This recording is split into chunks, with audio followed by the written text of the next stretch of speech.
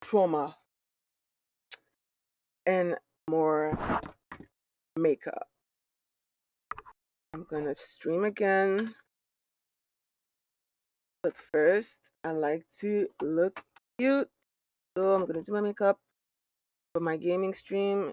And before I do my makeup, I mean, yeah, before I start my video game stream, I'm gonna do my makeup and then I'm gonna come back later for the video game.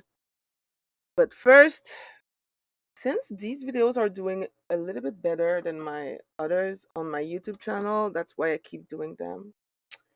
So I'm talking to myself right now, but I'm mostly talking to the people who watch them on YouTube. I I will keep on doing them since they seem to be popular. Go away, cat. Girl, you're gonna be so proud of me. Why? Why am I going to be so proud of you? On someone who's sober and she's 16. Oh my god, okay. Good for you, bro. Good for you. I'm happy for you. But the way you write that sounds like a fucking creep. Anyway, I'm gonna start my true crime story now. Mr. Weirdo. Bada bing, bada boo. I'm happy you're happy. Utah, there's this small town called Ivins. If you ever thought to yourself, hey, I want to live on Mars, this is where you're going to go. It's like living in the center of a giant crater on the surface of Mars. The entire town is pretty much sunken in the center. And then surrounding the town, you have these massive, hard-edged mountains. It's not green. There's no trees on them. They're like this very beautiful shade of red. They're red rock mountains. It's beautiful until you keep looking at the pictures on Google Images, because then you start getting freaked out. There's something about it that feels like beyond the mountains, there's just nothing. It's just desert. You cannot even find any shade really in Ivins, Utah. There's no trees.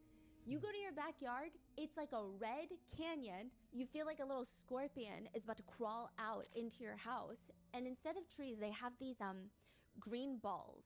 Like, think of like watermelons without the stripes. And they're pokey. They're cactuses just all over your lawn. That's it. It's a true desert. I don't even know if it gets that windy. Just think of a barren landscape, but it's beautiful. It looks so pure. It's like a unique kind of aesthetic that the locals love, and there's only 10,000 locals in the small town of Ivins, Utah. You go to Ivins, Utah because you want to live peacefully. You want to live quietly. And more importantly, you want to live very privately. Especially if you pay for a $5 million house in Ivins, Utah, that typically means you want to be left alone. Damn. August 30th, $5 million house. in this very in the middle of secluded, nowhere. wealthy neighborhood, a 12-year-old boy crawls out the window of a $5.3 million house.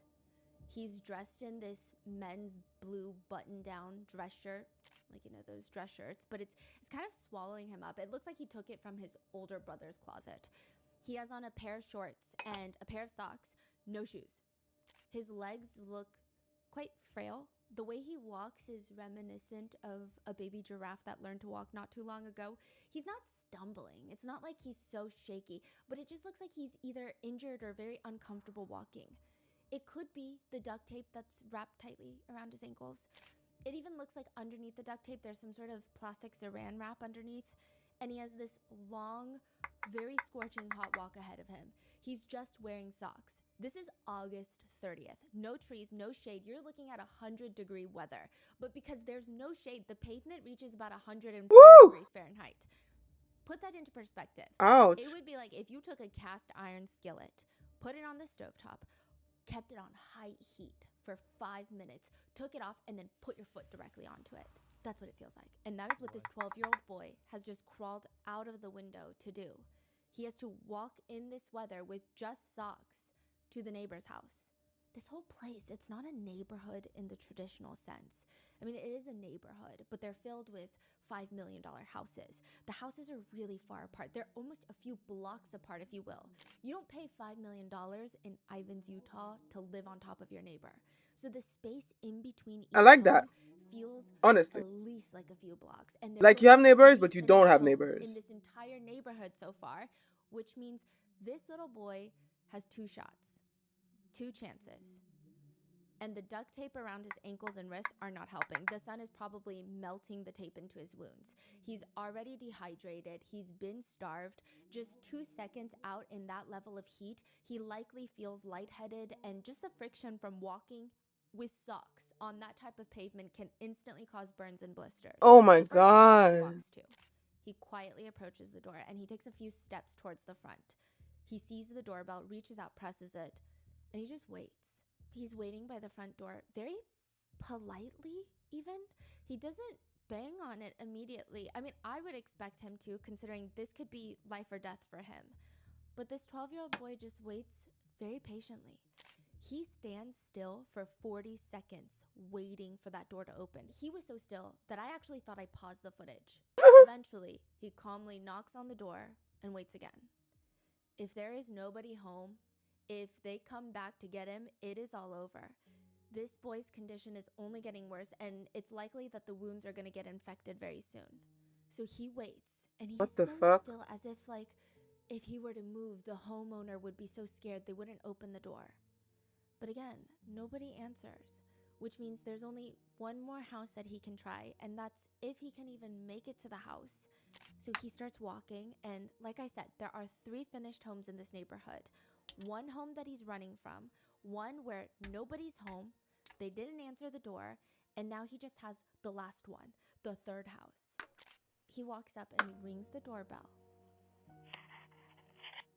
This woman's voice, it's like an automated message, starts telling him, "Answer the door right now, but if you'd like to leave a message, you can do it now."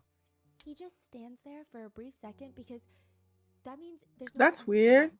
He has to go back to the house. I don't think he could run onto the main road. There's nobody around, and if they know that he's gotten out of the window, they're gonna find him, and it's just gonna be that much worse for him. He waits for a brief second before turning around, and you can see his shoulders slump visibly in the footage, and his head is hanging, and he starts walking away from the last home's front door. This is like almost positively the very last chance that he has at survival, and it's gone. Damn. So he didn't leave a message. He just walked away. No, he did not, yeah. He takes about 20 steps. He's about to fully leave the front area of the house when the door clicks open, and this old man comes out. Yes. Hi, I was just wondering if you could do 2 favors. The little boy walks a little bit closer to the neighbor, but he's keeping his distance. And the neighbor, he kind of sounds like a grumpy old man. Well, what are they? Taking me to the nearest police station. Oh wow. Well, actually, just one's fine. It's likely by this point, the old neighbor spots the duct tape around his wrists and ankles, and he just looks so frail, like he hasn't had a real meal in weeks. And he says, What's going on, son? Have a seat there. Aww. It's personal business. Poor baby. Have a seat. this is the starting point to all the secrets that start coming out of what was happening in that $5 million house in Ivins, Utah. 2 children were being held captive in a giant safe room tied up with ropes. They had physical injuries that go deep down into the flesh, almost hitting the muscles and the bones. And then they would have cayenne pepper just poured into them.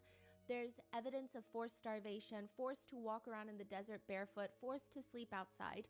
Authorities would later state, had it not been now, these kids might not have made it. The 2 kids that were being Oh held my captive and God. tormented are the kids of a famous YouTuber, a family vlogger who daily vlogged most of her life as a mother to 6 children.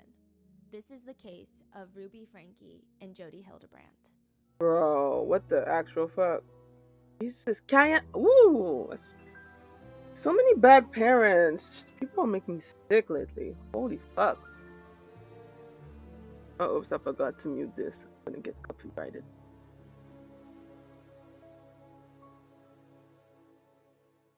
We would like to thank today's sponsors who have made it possible for Rotten Mango to support the Biz Parents Foundation. They're a nonprofit organization devoted to protecting professional child performers and their rights. This episode's partnerships have also made it possible to support Rotten Mango's growing team. And we would also like to thank you guys for your continued support as we work on our mission to be worthy advocates. As always, full show notes are available at rottenmangopodcast.com. Today's case involves some very well-known names in the mommy blogger, family blogger world, Ruby and Kevin Franke, and then their 6 children, best known by their channel name, 8 Passengers. We're going to be using the names of the 2 eldest children, so you have Sherry, the eldest daughter, and Chad.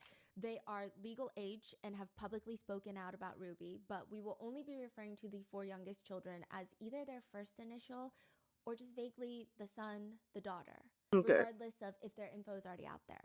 Additionally, Sherry Franke recently published a book that I read as research for this case, and I would recommend getting a copy or 10 just to show support for Sherry. The book is titled The House of My Mother. It is so well written, and it's very interesting. She somehow is able to put into words what she felt during these very extreme times of duress. And it was so strange because even though I've never gone through anything remotely similar, the way she Thank you words for it, the follow, I feel like I can BR2351. relate. It's very emotionally impactful, and I think it's a book that really makes you think and gives you pause about the world of family vlogging. She's also just a phenomenal writer, but also a very impressive source of inspiration for all. So please check that out. That's going to be in the show notes. This book really does come from my heart. But as for content warnings, there are quite a few graphic themes of CA as well as food restrictions and wilderness therapy camps. And second to last disclaimer, the Franks are were part of the LDS Church. We are not here to discuss the church as a whole, and the actions of the perpetrators should not be generalized as a representation of the religion itself. This is not an attack on the LDS faith or the church. Ruby Franke just happens to be part of that church, and she sometimes happens to use the teachings to carry out her abuse. So with that being said, this is going to be a 3-part series. Because of the renewed interest in this case with the new documentary that was released, There's a I received documentary. a ton of requests to cover the case. And initially I was thinking, okay, I'm going to keep it on the slimmer side, considering how much coverage this case has gotten over the years. But the deeper that we kept getting into it, I mean, there's just no way to sum anything up. Even reading Sherry's book and researching this case, there's so much insight, and this case is enacting change for a lot of people. And for that reason, if you are maybe one of the few people who haven't heard much about the case or haven't gotten a deep dive, this is going to be a 3-part episode. In part 1, we're going to go through Ruby Franke's career, the signs of abuse that a lot of netizens started picking up from the beginning, the evidence that she practically uploads straight to the internet herself, and how Ruby Franke getting quote-unquote canceled leads to her becoming more abusive and more extreme. And in part 2, we're going to cover Jodi Hildebrandt. This is Ruby's marriage counselor, her therapist turned cult leader, and all the lives that Jodi Hildebrandt has intentionally destroyed as a so-called therapist. Oh boy. Jodi Hildebrandt has other alleged victims to her abuse and was probably fighting to be the world's worst marriage counselor. She would infiltrate marriages and instigate divorces. She would ruin people's lives. And the speculation is she might have a deep-rooted hatred for men. So in part 2, we're also going to go over the alleged that is understandable. between Ruby Franke and Jodi Hildebrandt. You have YouTube? Yes, I In do. part 3, we go through Ruby and Jodi fully just jumping into cult territory. Ruby's lengthy journals detailing day by day of the torture that she's inflicting on her own children, and what Ruby's husband, Kevin, he's like a huge point of conversation in all of this. He's the father of the 6 children. People are wondering, what was he doing during all of this? And why wasn't he charged? Really? Yes. He wasn't charged at all? It's going to be in part 3. And with that being said, let's get started. It's called the Rabbit Stick Room. It kind of looks like a back room. It's got that nasty dark navy carpet. There's a full fabric couch up against the wall on one side, and they've got those white circular plastic fans, and the lighting is just back rooms. It's abandoned office lighting. It's fluorescent. It makes everything look so depressing. Every single Friday, the door to the Rabbit Stick Room opens, and a bunch of teenagers walk in. That's It's just how they call it? yeah, Rabbit stick? a rabbit stick. Okay. Okay, A bunch of interesting name. teenagers walk in. They don't even know each other. These are not friends. They're not part of the same school. They're just random strangers that happen to be teenagers. They're all given a new set of clothes, and they're all just wearing similar things. Go change into these clothes and take this time to say goodbye to life as you know it. Because from now on, life is about survival. The world is changing. Life is not going to be easy anymore. Do you think you have time to sit there and ponder about social media and play video games? You don't. Now it's about staying alive. It's about finding food out in the wild. I mean, there's no choice. You have to fend for yourself, and this is your life now. All you get, every single teenager just gets a backpack. All their belongings are in this backpack. Whatever they need to survive in the Arizona wildlife, in the wilderness. If they lose something, if they lose that backpack, it's gone. Isn't Once that it's child there, you abuse? don't get a replacement. How old are they? 12 to 17. Bruh. The most important supplies are a giant piece of tarp and a sleeping bag. That's where you're going to sleep from now on. You don't get shelter. You don't get a tent. The first week, they say it's a lot about processing the grief. The grief of You what? lost your family, you lost your friends, you lose good food. Just a warm, nice meal with a lot of carbs sounds amazing. Or even just music and books. You don't have anywhere to put a heavy book in your backpack. You got to carry this backpack around with you everywhere. You're walking like 5-10 miles a day. You're going to bring books. You're going to bring a whole trilogy set. And then the next phase hits. The teenagers start finding ways to survive, which typically means they go through a 3-day fasting period, because that's what life is out like in the wilderness. Food is not a guarantee. Neither is toilet paper or comfort or really anything. That lasts 5 to 6 weeks. And probably for every single second of it, you feel like you're not going to make it. This 6 weeks? Anasazi Wilderness Therapy Camp for teenagers. It feels like Doomsday. It feels like the end of the world. These teenagers are thrown into the wilderness. They're forced to fend for themselves. For because they don't 6 listen to weeks? their parents at home. Oh, hell no. The camp calls the teenagers young walkers. It's So kind of creepy. you will see a group of teenagers just walking in the desert. They have supervisors. They have camp counselors, or shadows, as they like to call them, that you can go to. I mean, you can't really go to them for anything because you're supposed to survive on your own. Mm-hmm. You just see them trekking 5-10 miles per day. Wow. Some of these kids were Bro, kidnapped to be I don't there. understand either, The Bia. wilderness camp, if they feel like you're not going to come willingly, consensually, your parents can sign a little slip and they will come kidnap you in the middle of the night. Because, like, I was a very, very troubled kid when I was young. All right? And even despite that, my parents would have never allowed this to happen to me. So, like, yeah, nah, like, there's too many bad parents in these podcasts. Like, it's so triggering and pissing me off. So many bad parents. Like, these kids don't deserve this. It's insane. It's disgusting. Some kids said, my parents told me we were going to Disneyland, and now I'm eating a lizard because I'm starving. Wow. So this is like, remember the Chinese case that we Yes. covered, that parents would kidnap the kid, throw them into like this concentration Yes. type of, Mm-hmm. This is that. And there's so many of them in the United States. They go out into the wilderness in Arizona, and according to Anasazi, they quote, they live a primitive lifestyle and learn the skills and technologies of the ancient ones. Right. Young walkers learn to cook their own meals. Food packs are replenished weekly, and they learn to build shelters to protect themselves from the elements. They may hike up to 10 miles in a day and seldom camp in the same place for more than 2 nights. If you are a teenager, 12 to 17 years old, and you struggle with any sort of behavioral challenges, this is what Anasazi lists it as: depression, anxiety, poor self-image, low self-esteem, substance abuse, internet gaming, technology addiction, learning difficulties, relational problems with family, trauma, abuse, bipolar disorder, disrespect authority, peer conflict, legal troubles, poor social skills, immaturity, lack of motivation. If you mark I would have been any one of cooked as a those, kid. you are more than welcome to join Anasazi. I have like more than half of those. Your parents are more than welcome to sign you up and pay us money. There is no way not a single person listening to this does not check off at least one of those boxes. I feel like I'm a full-grown adult. I'm not even a teenager, and I check off almost all of them. Right? It's basically a desperate cash grab targeted towards parents who don't know how to raise a teenager. And they decide the best solution in all of this is, what if we just don't raise them? What What if we just send them into the wilderness for 2 months straight? 2 months. One netizen says, I was forced to go cold turkey on my alcohol addiction, and I was terribly sick because of that. I wanted to self-exit, and I desperately needed help. I told the therapist that's supposed to be part of our group that I needed more time with them because I was only getting 15 minutes of therapy per week. That's part of the program. That is They tell you to get a crazy. therapist. That is They told me that crazy. the therapy was the hiking I was doing. They continue. In addition, there were 2 days that my group's only water source was from leftover cow trough, just mixed with actual cow shit in the water supply. What the fuck? We drank it.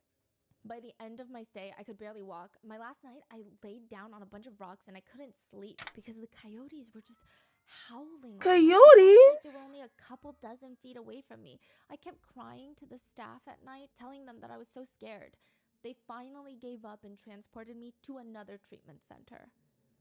One review of Anasazi reads, I am begging you, do not send your teen here. This program is abusive, horrific, and sold as this amazing program that's going to straighten out your troubled teen with a strong focus on God. It's not. It's an excuse for sadistic, unqualified people to abuse your teenagers. I cannot put into words how twisted the people running and working this program are. There is nothing helpful or positive about making teens hate themselves. One journalist who went to Anasazi says they saw a 16-year-old boy lunge lightning speed at a lizard to eat because food is rationed at Anasazi. They get a week's worth of food at a time, and each day is rationed for only 2,000 calories per day for a growing teenager. Even for like a pretty sedentary Per lifestyle days? teenager, you need more than that, and you're just sitting at your computer. Isn't that what you're supposed For to 10 eat miles a day. per If meal? you eat up your food or someone steals your food, which seems to happen a lot, then you are just left to fend by eating wild plants, lizards, and bugs. Anasazi becomes a huge topic for conversation on YouTube after a famous family vlogger decides that she's going to send her 14-year-old son to Anasazi. And it's already bad enough that everyone on the internet sees comments from netizens talking about how bad their time was at Anasazi, how they wanted to self-exit after coming out, how they irreparably, just absolutely obliterated their relationship with their parents after being sent to Anasazi. They're reading all of this, and this YouTuber is just happily sending her son there. Netizens are outraged, they're confused, and the YouTuber's son's name is Chad. The worst part in all of this is after 2 months in the wilderness, Chad comes back home. Yeah. And he's actually gained weight when he was out there. How? What? And he says on camera that he loved his experience, but a lot of netizens are confused. His conditions at home, and how are they worse than Anasazi? How did he gain 10 How do you pounds gain weight? hiking 10 miles a day in the wilderness? That doesn't make sense. It does not. Is it still running today, the program? Yes. It This is? whole thing feels like Doomsday for YouTuber Ruby Franke. The whole world is falling apart. The apocalypse is coming. Everything is dying, and it kind of all starts Bro, with a lizard. sand. Don't get me wrong. It's interesting. I heard that you can technically eat lizards, but you raw? No seasoning?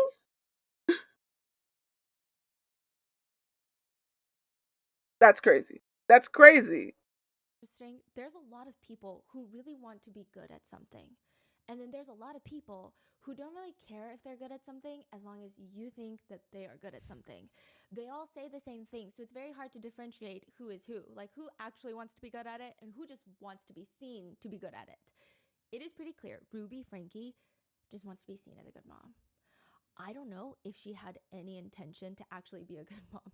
Kevin says that in their religion, they're taught the only purpose in life is to become a parent. That's the goal. That's what everyone should strive to.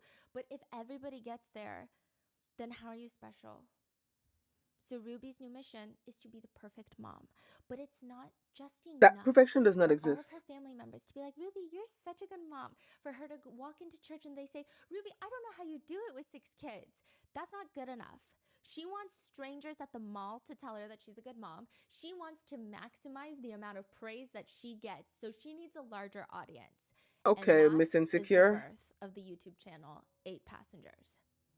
Ruby is family vlogging. Now, side note, Kevin says the name of the channel is very symbolic. We were all in this vehicle together with our family, driving down this road called life. The Okay. first video ever uploaded is of Ruby standing around the kitchen island, and she's got 5 kids with her. She's got the eldest daughter, Sherry, then she has the son, Chad, then she has 2 daughters and another son, and there's a cake in front of her because it's a gender reveal. She's about to have her 6th and final kid. When was Yo, it? 6 kid Long in this ago? economy This is was years crazy. ago, like almost 10 years ago. 10 years ago, still They crazy. cut into the sponge cake, and the cake is pink. They're having a baby girl. They've got 2 sons and 4 girls. Mm-hmm. And Ruby says, the main purpose of this channel is I just want our channel to be a ray of sunshine in a world where people just criticize each other and make each other feel bad. And we're here to show that happy families are a reality. I love coming and doing little simple things with my family because it just makes all my worries go away, just for a little bit. But it all falls apart at 2 in the morning. Chad, the eldest son, he wakes up the youngest son. So there's 2 boys. The youngest son is probably like 10, probably like 7 years old at this point. And he's like, wake up. We're going to Disneyland. It's a What? surprise. You got to pack your stuff and we got to go. Get your sunglasses, get your sun hat. Don't forget your sunscreen. Chad is telling the little boy, this is the same one that was walking in the neighborhood. The little boy? Yes. So Chad is telling his little brother, come on, you gotta get all of your stuff. And he's so excited. He starts packing all of his things, shoving them into a suitcase. He starts hauling them like down the stairs. He's ready to go to Disney. This is gonna be a family road trip. I mean, this is probably gonna be the highlight of the whole year. And maybe it's even more convincing because the parents are YouTubers. YouTubers do crazy things all the time. They do. But the whole thing is a prank. It's like a relatively innocent prank. Aww. Chad is goofing around. They're not going to Disneyland. Sad. Don't do Oh, that. Chad is pranking the little brother. Yeah. Okay, and then the parents are recording this? No. Oh. The parents wake up in the middle of the night to the younger brother crying because he was so excited to go to Disneyland. I see. And now Chad is in very big trouble. This is the start of Doomsday for Ruby Franke. Almost a year later, summer of 2020, Ruby is sitting up on the floor. She is leaned up against the wall with her son, Chad, and her other daughter on her other side. So she's in the middle. She's sandwiched and just vlogging. I'm like, you will do what I say. When Chad just casually mentions, he just says, my bedroom was taken away for 7 months and then you give it back like a couple weeks ago. and Ruby just starts cheesing. Like she's got this big old... What do you mean taken away? I don't think our viewers know that. I've been sleeping on a beanbag since October. And they gave my room back like 2 weeks ago. Oh, I'll give you the reason why I lost my bedroom. I think so. I think this is the reason. At least this is the reason that's been in my head. It's pretty funny, but now that I look back, I mean, it's pretty depressing. No, we never told our viewers. And Chad goes on to explain that I woke my brother up at 2 in the morning and I told him that we're going to Disneyland and he has to pack, and he made his bed and all neatly. He packed all of his clothes in the suitcase and then he walked out the door and he's like all happy. He has his sunglasses on. And Chad is kind of smiling a little bit, giggling a little bit while sharing the story because, I mean, it's truly... I mean, he's a dumb innocent prank young with his kid. siblings. And then also, Kids are cruel. in a vlog. So I would imagine he's not like, yeah, this is why I got my bedroom taken away. I don't know. But Ruby starts yelling. Oh, If you think it's funny, then that was 7 months ago. Maybe you need longer without a bedroom. Girl, it read the was- room. And she's glaring at him like a little Karen. Oh, Ruby Lord. explains that's why the bedroom setup has been this way, with the younger son getting a bigger bedroom than the older son, who's a teenager. And Chad has been given a very small bedroom, but even that's been taken away. She says, quote, But what you guys didn't know was Chad didn't get any room. He didn't get anything. He was sleeping on the floor in the family room. and he just got his bedroom back. And that's because he's shown up consistently without bullying the kids. Chad hasn't ma'am? had a phone, smartphone, any kind of phone, and it's been over a year.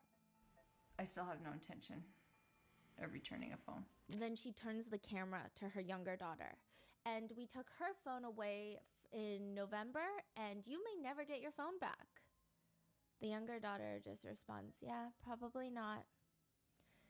If I was to go back and redo anything in parenting, this is Ruby telling her viewers, it would be to not give the kids a phone. On both sides of her, these are teenagers. They just look like they're forced to be here. And now Ruby is taunting them like, you're never gonna get your phone back. It's just all sorts of weird. But the saddest part is, in the background, you can hear Chad saying, And now I have no friends. You can play with friends. No, like I don't have friends. I don't have friends either. I don't even know where they live. They're pretty far away. So, summer goal, become the best athlete I possibly can. How do you feel about not having any friends? Bro, Sucks, but I don't feel safe or accepted in any friend that group is except fucking sad. Oh That my is really god. adorable of you to say that on camera, because you don't have to film that. No, it's true though, and then she just skips over Chad's feelings and says, what I have seen as a parent, when you decide to take things away, you really do want your kids to have these things. And it's been so difficult to take a phone away, to take a bedroom away, to take Was iPads it away, though? to take access away. It hurts me as much as it hurts my kids. Like feeling bad Does because it it's though? odd. Which Chad calls her out on that. So then what do you mean you have no intention of giving our phones back? I mean, it doesn't seem like you feel that bad about it then. And she just excuses her behavior. In this 18-minute vlog, 3 of her 6 kids express to Ruby Franke that they feel sad They're and miserable. because they have no friends. And I don't know, maybe I have too much religious trauma, but this reminds me of the Sunday school teachers that force you to open up about something you're insecure about, and then they tell you, thanks for being so vulnerable, and then turn around and condemn you to the deepest, darkest pits of hell. And then you're like, what was that for? Why did I even say anything? Interestingly enough, Ruby sees nothing wrong with this whole situation. Of course to she the point doesn't. where she's willing to post it online. Even her editor, which has probably seen some insane things come from this woman, they think this is going to be the highlight of the entire vlog. They can kind of edit around this bed conversation and highlight it as the focal point. Teenage son doesn't have a bedroom for 7 months. Bro. Ruby uploads the final video, makes it live, and all hell breaks loose. The comments are coming in full speed. I feel so bad for the kids. She is crazy. Her parenting is horrible. These parents are insane. Imagine insisting that your kids under 10 manage their electronics independently while you yourself literally can't put your phone away to stop filming, even when your children are completely, clearly uncomfortable being filmed and hide from the camera. 8 passengers? More like 6 prisoners. You've got to be kidding me. Ruby Franke is a disgusting mother. I Oh hope my you god. die in your sleep. These are the comments. Hi, I just wanted to tell you that I hope you rot in hell. You're a disgrace to the LDS community. You should be excommunicated. You're a godless woman. And with these comments and with this video, everything starts tanking. I mean, they say the descent into hell is gradual. This feels like a broken elevator just dropping to the ground full speed. And the only person inside is Ruby Franke. This channel goes from making $1,600 a day in just ad revenue. That's not including brand partnerships. That's just people clicking on her videos. She's making close to $600,000 a year on this YouTube channel. Their daily views drop by more than 50%. And the bulk of their earnings, they come from brand partnerships, which she's pulling deals with like Clorox, Narwhal, Ruggable. This is like wholesome family vlog branding. None of them want to be associated with a mom who spends all of her energy scheming up cruel and unusual punishments for her kids. So seeing as their business is going down, Ruby and Kevin take probably the most ill-advised action that they could in this situation, which is allegedly mass delivering a bunch of cease and desist letters to creators that were talking about their parenting, like commentary channels. Listen, I don't know, cease and desist, they just light a big fire under my butt. I get so excited. Why do you want me to shut up? Girl, it's because you have the money though. Let's not pretend. You are not like a small commentary channel. You have a whole ass, well, sort of like YouTube empire. Anybody who sends you a cease and desist is funny because you're like, come at me, bitch. I'm a millionaire. I can afford the court fees. I do feel bad though for the smaller channel who wanted to expose this woman's grift and got like slapped with a cease and desist, and they don't necessarily have the money or power to fight back. That must have been really scary for them. Like that's their main source of income, probably. Either way, fuck this family. Crazy woman. I hate bad parents. Like, why are you even like a parent? Why are you a parent if you're just gonna be an absolute fucking shit? I don't get it. Not having kids is pretty easy in my personal opinion, but if you're just gonna have them to be absolutely disgusting, like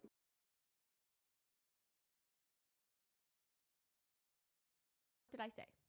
But the worst response that Ruby has in this situation is she makes this full-length hi Instagram cat. post about everything happening in 2020 with Black Lives Matter, the senseless murder of George Floyd. And she tells the world, this is without even apologizing or even addressing the bed What did she situation say? with her son, Chad. She, a white woman who relates, she says she relates to George Floyd's hardships. Her condensed Instagram post reads, "My heart hurts for the murder of George Floyd. My heart hurts for being accused of abuse when my motives have always been love and real abuse actually occurs on a daily basis." Bitch, what the how? Best part How? is, as much as everyone wants Ruby to feel the deepest depths of internet cancellation, technically it still impacts the entire family. Sherry, the eldest daughter, the author of the book, she says, "I think our numbers were like consistently declining, and any engagement that we did have was negative."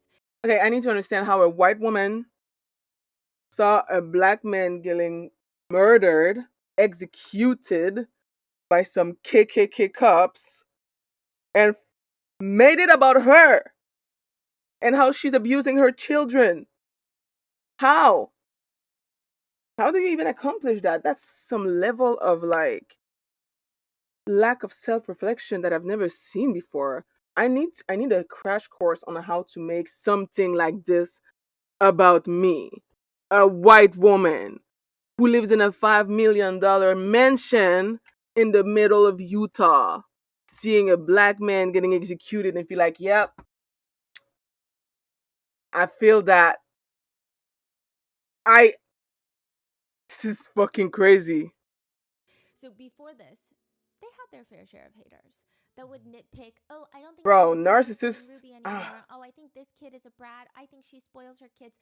They would have these little hate comments here and there, but it was generally seen as a positive family vlog channel. Mm-hmm. And now it's just like the floodgates to hell have opened.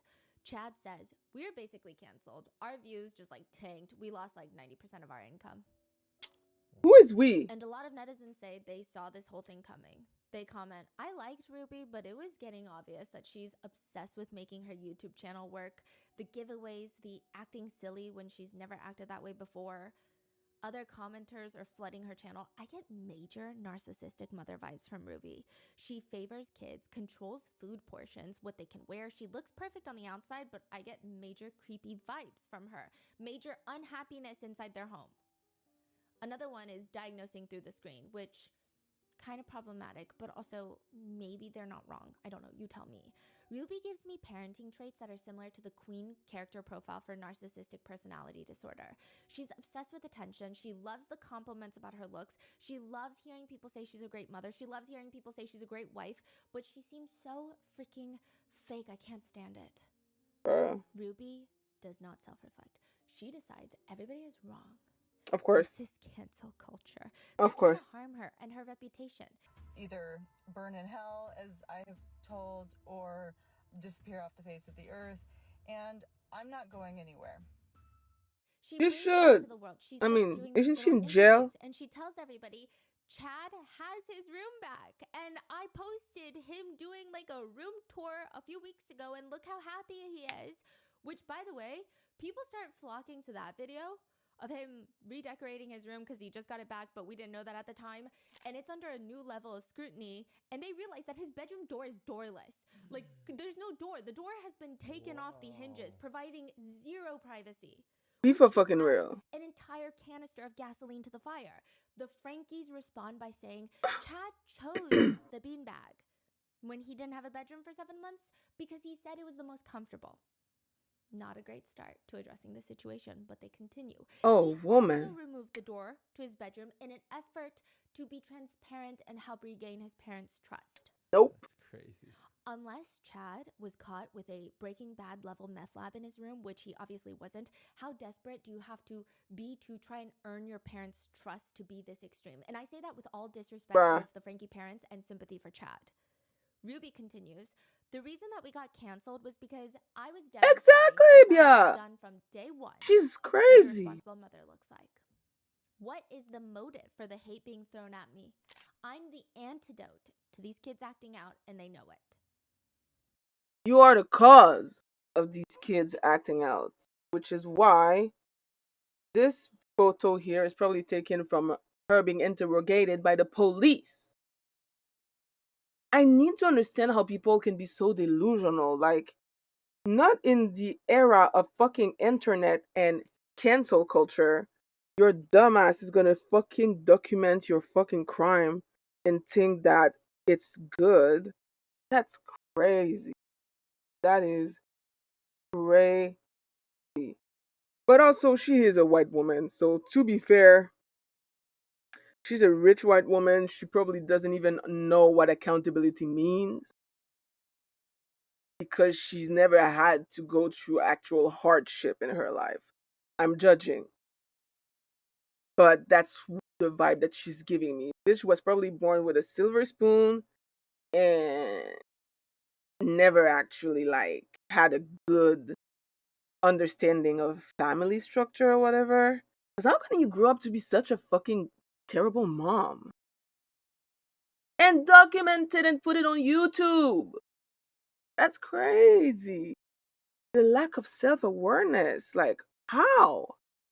Because she's not dumb. I don't feel like I mean, she's dumb, but not like, ah, how? Understandably, everything that they're saying only makes the situation worse and worse. And it makes Ruby and Kevin look like even worse parents than the initial video, if you can even believe it. When this inevitably backfires, Ruby just stays glued to her computer, deleting negative comment after negative comment after Lol. negative comment. Kevin admits, yeah, Ruby likely started the entire family YouTube channel for money, yes, but also because, like I said, she just wants to be praised for being a great mom. He says, and when she sets her mind to something, hell and earth combined could not stop her, and she was going to make her vlog bigger and better than everybody else's. The success is actually not very immediate. In fact, Ruby's siblings, they all have their own family YouTube channels. I didn't even know they were all related. I didn't even know they existed, to be honest. But before marrying Kevin and becoming Ruby Franke, Ruby was Ruby Griffith. She's got 4 younger siblings. She's the oldest. And there's her brother, Beau. He and his wife, Emily, have a vlog channel. They're not the famous ones in the family, I guess you could say, but they have a vlog channel. And then there's Bonnie. She's married with 4 kids and vlogs pretty much every single aspect of her entire life. And then after Bonnie, in What the birth fuck? order, is Julie, who has 5 kids and a YouTube channel. And then Ellie is the youngest, and she has 4 kids, and they're actually one of the more successful ones. Okay, no, it's giving the 14 words, bro. It's giving we have to secure the future for her white children. How all these motherfuckers have 4 kids each and vlogging? But like in this economy, it's crazy. I'm sorry. That's crazy. Like they are self-repopulating Utah or whatever the fuck they all live with the amount of kids that they all have. Like insane. Like the privilege. Because you have to be privileged to be able to have more than 1 kid. 5? 6? 7? Bruh. Like it's I'm judging. I'm listening and I'm judging. It sounds psychotic. It's like it's a family business. It's a weird family business. But like, how did it start? Like, who decided to start with like, oh yeah, let all of us have pups, like at least 4 to 5 kids, and plug it, and then be exposed for being absolutely dog shit parents. But I need to understand, like, because these people have money. At least it looks like they have money. I don't know. If so many kids, at least take, like, that's the bare minimum. If you have all these kids, please take care of them. These babies, like, you're their parents. You're supposed to be there for them, and instead you're just try. Oh, ah! I At their height, 8 passengers was the most successful out of all the Griffith family members. And then it was Ellie and Jared. Ruby's parents have a channel called Grandma and Grandpa Griffith. bruh. So all of them. How many followers does Ruby Franke's channel have? 2.6 at her height. And then the Million? Ellie and Jared had, I think, close to 2, but they had their birth video. So I think Ellie struggled with IVF and she finally was able to give birth. That birth video had like 15 million views. Jesus. So, I mean, they do get views. And initially, Ruby was not the one doing the best on YouTube. That is, until they upload their very first viral video, very straightforwardly titled, Baby Climbs Out of Crib. Okay. And How then did that hit they the just algorithm? start blowing up. It's on camera 24/7. Kevin Franke is a professor at BYU, and Ruby is a stay-at-home wife, and now she's vlogging now. Kevin says, whenever I came in through that door, wherever Ruby was, the camera was. He remembers in the beginning, she would force him to vlog, and she would say into the camera, you guys are always asking us, can we hear your kids play more? Can you please sing more Christmas carols? We'd love to see your family play some Christmas music. And she's just smiling at the camera, waiting for Kevin to say something. And she's smiling, but kind of like a teacher that's telling you for the 10th time that you should not stick that eraser up your nose. And she finally angrily turns to him, I'm waiting for to share a conversation with you. I'm listening to you talk. I'm sorry, I like to hear Ruby talk.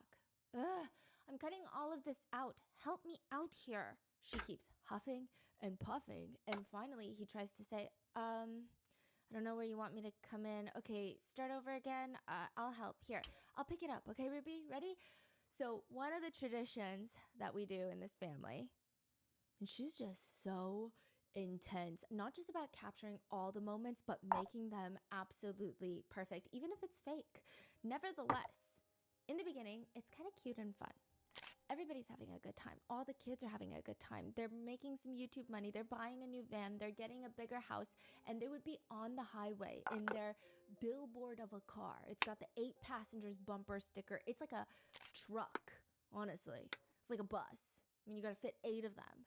People would drive up on the side of the highway and start waving and freaking out because they're like, I watch you on YouTube. One comment reads, I think this family is refreshing. I enjoy it when Ruby tells stories, and I think Kevin is really attractive. Someone else comments, Kevin is an intelligent, mature, and masculine vlogger. I find him very attractive. Mon Dieu, okay. Which is Jesus. exactly what I would write if I were Kevin. But I digress. What? Kevin would say, it's all Ruby, you know? People loved Ruby's personality, and it attracted an audience quickly. Which, I mean, I guess it's fine. It's all fun and games. I mean, she's an attractive white woman on the internet. $85 hits the bank account. A bunch of kids. Something flips a switch in that moment. Kevin says, shortly after the first paycheck landed on our account, it was like $85. It felt amazing. And that first paycheck flipped me 180 degrees, and I wanted more. The 8 Passengers LLC was born. Oh boy. Kevin said that? Yeah. He said, I got $85 and that I was ready to go all in. I guess he thought this was like some little hobby his wife was doing, and then he was like, $85? Okay. So like you can actually make money. Yeah. It's not a scam. So I'm then in. he made 8 Passengers LLC. Sherry, LLC. the eldest daughter, the author of the book, writes, the kids were all employees. That is how we were referred to. Employees. From then on, if they wanted to Employees. go on a family trip to vlog, they would want the kids to act like employees rather than, oh, we're just going on a family trip because now we can afford it and we're just going to vlog here and there so that people can stay in the know. Kevin says, all of a sudden, it wasn't just enough to interact with Ruby. I had to interact with the camera, which maybe someone would feel sympathy for him, but he would also, in the same vein, turn around and yell at his kids. Kevin would start scolding them. Well, Chad is acting horrible today. The whole purpose that we're here is because of our jobs, and you guys are acting like this is stupid. basically saying, ready, set, action, like get it together. Kevin would later say, the kids started to complain about everything, like, I'm bored, we don't want to film, we're so tired of doing this. It really began to concern Ruby. She would describe it as they were losing their light. Well, Losing their light is a wild thing to say. Ruby is both not self-aware and dramatic. very not self-aware. Kevin, which don't get me started on Kevin. There's a lot of thoughts about this man that we will get to in part 3. But Kevin says Ruby would constantly remind him, Kevin, the camera is millions of people watching us. She really just wanted Kevin to be the perfect husband. That's how it's described. He says, she wanted me to be the even-keeled but strong patriarch of the family, but I wasn't. I was a nerd through and through. Which is... What does that mean? just kind of simply a pick-me thing to say. But when asked, did you exploit the situation? Did you exploit the kids? Yes. Kevin responds in the new Hulu documentary, absolutely I did. Oh, okay. All of that money, all of that payment came from one reason and one reason only. Abuse. My kids. And we started watching the paychecks go from like $2,000 a month to $8,000 a month to $20,000 a month, and at our peak, $100,000 or more per month. When further questioned on whether or not he felt good about it, Kevin just responds, not at the time. I need to I was restart my raised with the fucking idea of YouTube the channel. cosmic Holy vending shit. machine. It's this idea that I can bargain with or do business with God. We believed that we were sharing goodness, Christianity with the whole world, and in return, God was blessing us. Right. Sherry, the author of the book, and she's been very outspoken against family vloggers. She says, our entire schedule revolved around YouTube, and I think that's where I started to have some issues. We always had to keep the house clean. We changed our lights from this warm shade to just like a bright fluorescent white. It felt more like a set than a house. Aww. All for $85. And that's just the beginning. This is going to spiral into like millions and millions of dollars, and then they're going to hit 1 million subscribers. Even for that, Ruby is sitting in her car crying. She's in the driver's seat. The car's parked. She's tearfully telling the camera, it is so fitting to hit 1 million while I'm like trying to squeeze in all these little things that I'm going to do to serve my family. Like, my big thing has always been that mothers are powerful, and it's not just the big things that the mothers do that make them powerful. Power comes in the little things. So thank you. But a What lot does of our that even viewers mean? started feeling like the more Ruby grows, the less we like her.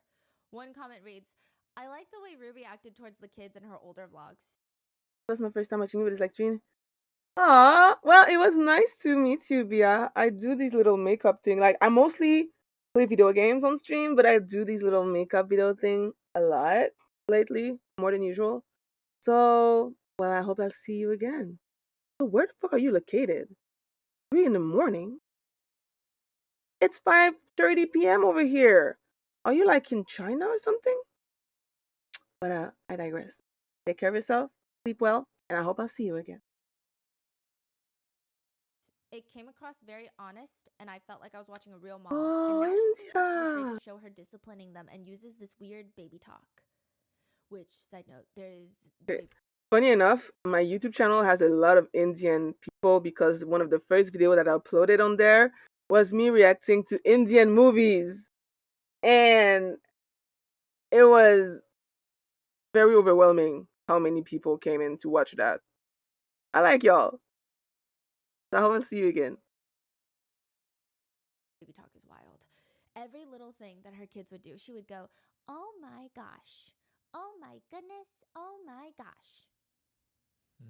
It just did not feel genuine. Not that those words or phrases can't be genuine. It just didn't feel natural.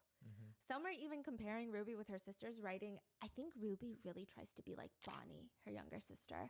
Her personality was never as bubbly before. This, hi guys, oh my gosh, I can't wait, seems really fake now to me. And I want to add that I do think that Bonnie's true personality is bubbly, but not Ruby's. Seems forced. That's a comment. Others thought Ruby's clearly pretending to be a great mom to make money as a family vlogger. You could just tell she hates being a mom. They comment, Oh. Ruby strikes me as the type of person who craves intellectual stimulation. With Kevin traveling so much, I think she gets restless. I get the impression that she struggles with being a stay-at-home mom much more than her sisters. She strikes me as someone who would have been very career-driven if circumstances were different. And Probably. that's not to say that I don't think that she loves being home with the kids. I'm just saying. Some would just say, I like the vlogs, I like the family. But it's kind of weird watching it because the mom seems like she's just one little huff, one little wind, one little blowing out the birthday candle wind push away from just having a full-blown mental breakdown. She always seems like she's about to lose her mind. Like super tense? Yeah. Ruby Franke has always been kind of a doomsday prepper. There's vlogs of her showing off her massive freeze-dried food stash. Are you guys ready to be a food prepper with me? No, emergency prepper. Are you guys ready to be an emergency prepper with me? Wait, what was that? She's like redoing it for the vlog. Oh, and then she posted that? Or? No, these are in the unedited clips that were handed over to the Hulu documentary. I believe the family consented to about 1,000 hours of footage. Oh, wow. Oh, wow. Okay. That's a lot. Yeah, so Ruby Franke, she is preparing for Doomsday, but nothing is preparing her for the Doomsday that is her entire online career just going up in flames. People are pulling up old vlogs. They're like, no, not only did she take away her son's bed. There's a vlog clip of Ruby standing in line at Chick-fil-A, and she says, this is us waiting in line to eat at Chick-fil-A. Because we're supporting marriage between man and woman. And here's the end of the line. She shows a very long line. We support Chick-fil-A. Woohoo! One comment was disgusting. She was saying that it's fun. It's fun fighting against people's liberties when it doesn't affect you. So this was during a boycott. The family hit a new low and they can't do anything to redeem themselves in my eyes. Wow. Eating at Chick-fil-A because marriage should be between a man and a woman. Go screw yourself, Ruby. Other comments read, they're standing in line to support marriage between a man and a woman. Has that ever been threatened in any way ever? Right? Standing in line to hate. Pure and simple as that. There's another deleted clip that has been deleted and launched into space to be forgotten, but Kevin had gone on this business trip to Japan. Ruby says in the vlog that he lost so much weight in Japan because all he was offered to eat were raw dogs and horse. To which Kevin even comes home and says that he's so happy to be home because the food is not raw anymore. Japanese cuisine has plenty of cooked dishes. If an adult is too dense to seek those out when they're hungry, I think that's more of a reflection of their survival skills. Yep. No need to be racist. But one comment reads, he has eaten that crap food Ruby makes for so long that when he's offered real proper food, he does not even realize it. Bruh. So at this point, all of these old vlogs are getting dug up. People are just jumping on to all of them. Look at this, what I found. Look at this timestamp. And Kevin, once the internet decided that you are no longer someone that they like, that they like, you are fucked. The cancellation that comes from people digging every single shit that they can find on you on the internet is scary. People are scary. Holy shit. One day I might be cancelled too. Probably because I support Palestine, but still. Kevin says enough. He says about the sudden hate, which I don't even know if I can call it hate if it's genuine concern for Chad's well-being and just outrage at the parents' actions. But Kevin claims the hate is pushed by the algorithm. He says, quote, all of a sudden the algorithm began to recognize, oh, this is a hot topic. So everyone scrambles. Ruby takes the video down, but I think that she was unprepared for what was the torrent of pure hatred that came through the door. Ruby was devastated. You have to remember, Ruby was America's mom. And then for her to be viewed as this abusive monster, it haunted her. We saw it as an innocent religious family that's being attacked unjustly by cancel culture. And cancel culture is winning. Right. So this is no like, self-reflection. Like the whole saga begins. Oh, yeah. That's what's happening right now. And then from 2020, it just starts spiraling, like more vlog footage. She makes new vlogs that are controversial. Old vlog footage starts going viral. And she just becomes like a major topic of commentary channels. But it hasn't really entered into, at this point, there were calls to CPS. But it hadn't entered into this huge territory of, wait, this feels like a genuine investigation that the authorities need to do. Yeah. At least not yet. So by this point, Kevin says, Ruby was effectively America's mom. She would confide to me that she was meant to be some sort of instrument in the hand of God. She was meant for something bigger than herself. I mean, I don't know. The comments are still rolling in, and nobody is fond of America's mom. People start speculating on even Ruby's marriage with Kevin. Does anybody else get the impression lately that Kevin has kind of checked out? I always get the feeling that he would rather be at work. He seems like he loves his kids, but is just going through the motions of his marriage. Another comment reads, when Ruby was making quesadillas in a vlog, Kevin was eating tortilla chips and she was trying to express a romanticized favorite situation of hers. Him being there watching her cook a meal for the family, I don't know, he's just so cold and unresponsible. Not in like an intentionally mean way. It was just kind of funny and sad, mostly sad. Another spectator says, as much as I find Kevin to be smart and sexy, I am repulsed by cheaters. And if there is one YouTube couple where I suspect someone is cheating, it's Kevin.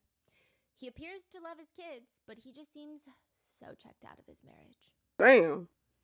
Kevin does tell Insider that after this whole bed saga, the vlog of Chad sharing that he doesn't have a bed, that all of this was, quote, a moment of vulnerability and a part of Chad's story of redemption that showed his victory over the challenges that he's faced over the last several years. He's saying this was supposed to be an uplifting moment that the internet twisted as abuse. Right. Which is a crazy way to try and romanticize it. Right. There's a very controversial book called Visions of Glory. There's a lot of religious fanatics and extremists who believe in it. To put it simply, it is a book talking about how the world is going to end. And we all need to be ready. Doomsday is a-coming. According to the book, this is how we're going to know. Biological warfare will start. A devastating plague, disease. It's going to be secretly engineered as a bioweapon, and it's going to come in and just kill billions of people on a Let me global guess. scale. COVID? The U.S. drinking water is going to be almost fully contaminated, making it absolutely, utterly undrinkable unless you want to Showcase grow that a palette. fifth arm. But of course, the government is never going to tell you that. They're never going to warn you of that. This is what's going to happen. Look, I'm using a lot of different palettes, okay? I'm using a little bit of this one from Huda Beauty called Nude. Oh, New Nude. And a little bit of this one from Anastasia Beverly Hills called Dream Glow Kit. It's like a palette of highlighter. I'm using my trusted and amazing Pat McGrath's palette. Jaclyn Hill powder blush. If I have to start showing all the product that I put on my face, this video is gonna take 5 hours. On God. And then in 2020, everyone who is a fan of this book starts flipping out. This book has a lot of people just hiding in their bunker, going full on food preparations mode. The book states that there's going to be a plague. They think COVID. The book also states that there will be massive economic collapse before Doomsday. Banks will shut down, factories will close, and global businesses will cease to operate, which a lot of countries and businesses did abide by lockdown rules and laws in 2020. So now, a lot of people who read this book are thinking we're getting on 2 for 2, right? The third thing is the book states that there will be a massive earthquake that's going to destroy much of the West Coast in the US. Now, side note, Did this that book happen? is quite controversial amongst those in the LDS faith, with most being upset that the book has not been condemned by the church yet. Oh. If you're part of the LDS faith, you're probably going to come across this book. And because it's not condemned by the church, you might read it thinking it's supported by the church and these are messages of the LDS faith, but it's just very extreme. And a lot of other cult leaders and convicted killers have read Convicted this book killers? allegedly and really loved it, like Chad Daybell and Lori Vallow. A small select group of people believe every single word in this book because this is a future-telling machine on a piece of paper. So with that being said, the book states that a massive earthquake will destroy the West Coast.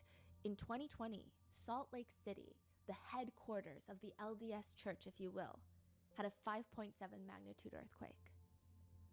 And now, there's COVID. It's God. Ruby It's God. says, it's 2020. Everyone's dying from COVID. There's an earthquake in Salt Lake City, and the protest, it just felt like the world was ending. He says he actually got excited because it felt like the second coming. Kevin says everybody else was gonna burn, but we felt like we were on the right side of it. Right. Right. Which, I mean, I guess if you do some mental gymnastics, right?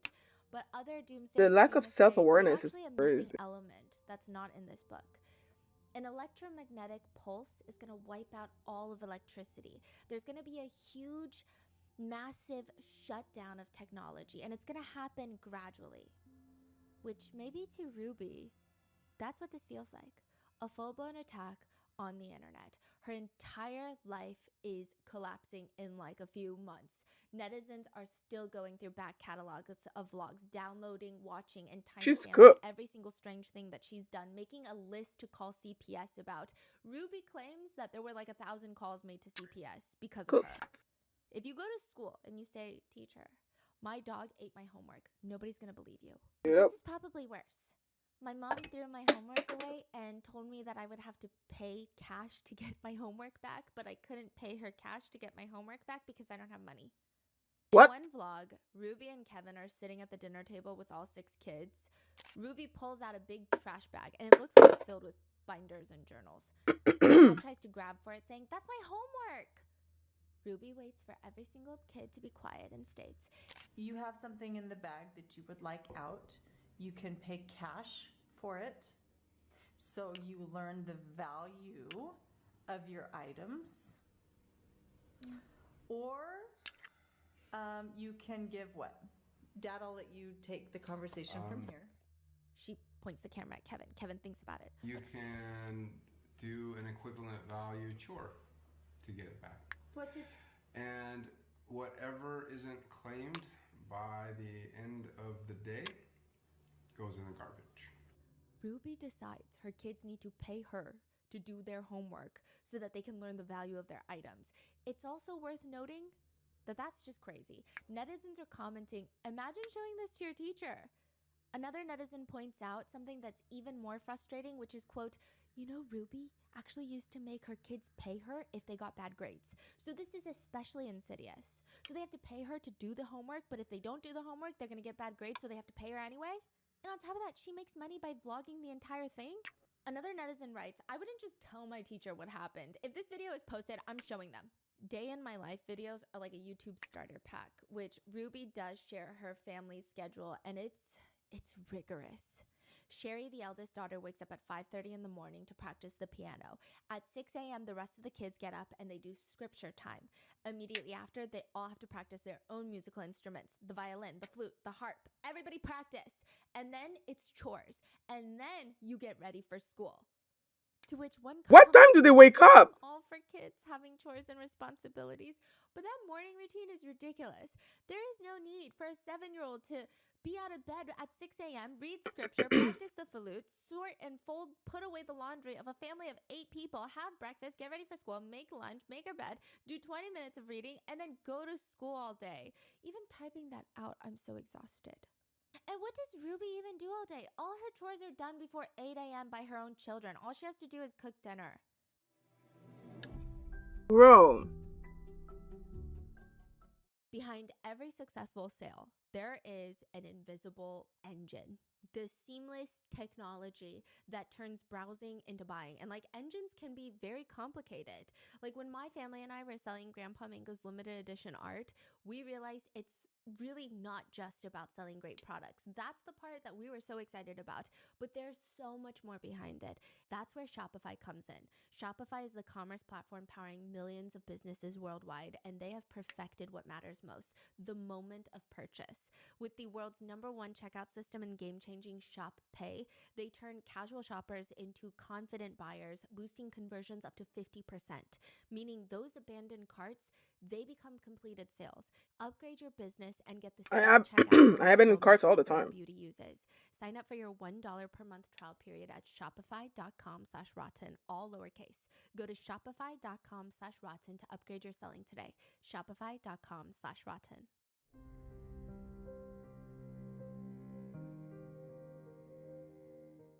In one vlog clip, Ruby's little daughter, I would guesstimate she's maybe around 4 at this point, she's hopping down the stairs. So these are all the vlog clips that are coming out now.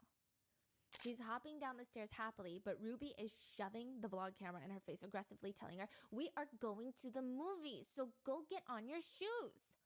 Naturally, the first question someone has is, What movie? yeah, what movie, right? But this is even stranger because the aggressive manner in which Ruby is talking about the movie, the message and the tone don't make sense. I would naturally feel like this is a setup. I feel like you're punishing, like, why are you yelling at me if we're going to the movies? Yeah. So the little girl asks innocently, "What is it?" What is it? And Ruby's voice is so aggressive. Does it even matter? If someone asked me if I wanted to go to a movie, I wouldn't ask, what is it? Run and get your shoes or you're going to not go. This is a vlog that she posted. This is not from the unedited She's so footage not from the Hulu self-aware. documentary. Ruby's thin lips are set in an even thinner line, and she just vlogs herself calling the babysitter in front of her kid to see if she can come and watch the little girl. Because the punishment for asking which movie they're seeing is to just not be able to go watch the movie at all. Bruh. I know this sounds a little bit dramatic, but the way that Ruby is doing this to her own child, who is very young, I think it feels emotionally terrorizing. And the whole time Ruby is on the phone with the babysitter, her daughter is just clinging to her leg, apologizing, and her voice is so small. She's like, "Sorry, sorry."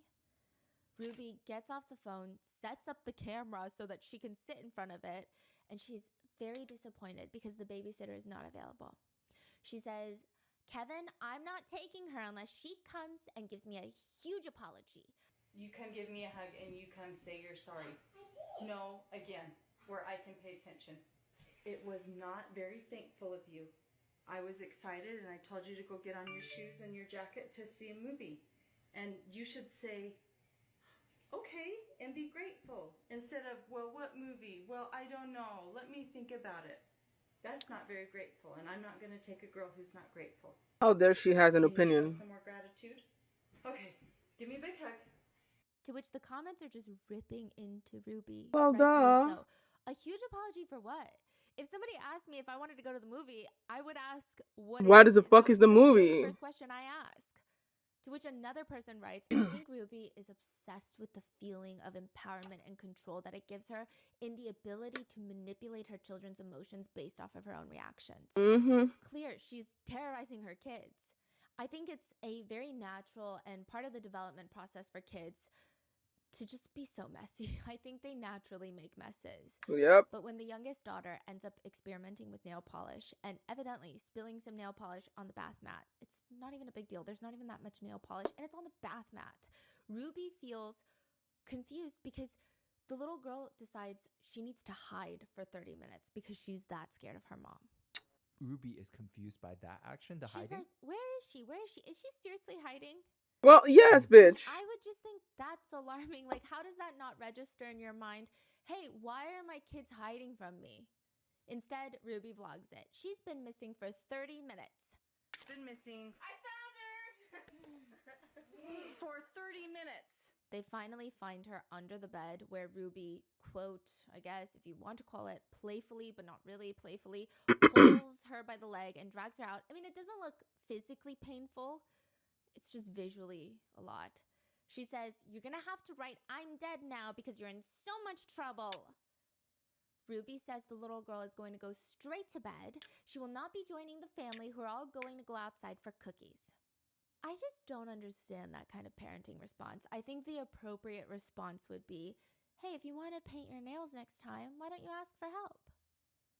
She's just trying to paint her nails. It's not like she was trying to smear it on the walls, which Not even like then she is was. like, why were you trying to do that? Let's talk about it.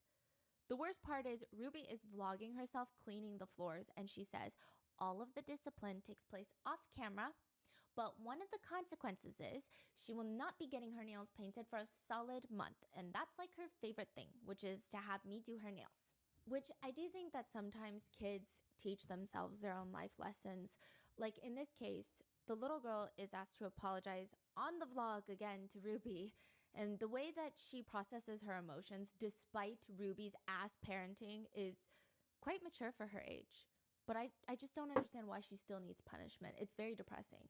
She's just explaining how she was very excited and then she hid because she got very scared because she made a mistake and she felt really bad. In another clip, the kids are told to stay home from school to keep the house clean. So she's just vlogging them, just wiping down every baseboard, every window. I think if I were to hire a team of full-time professional cleaners, I don't think that they would be that thorough.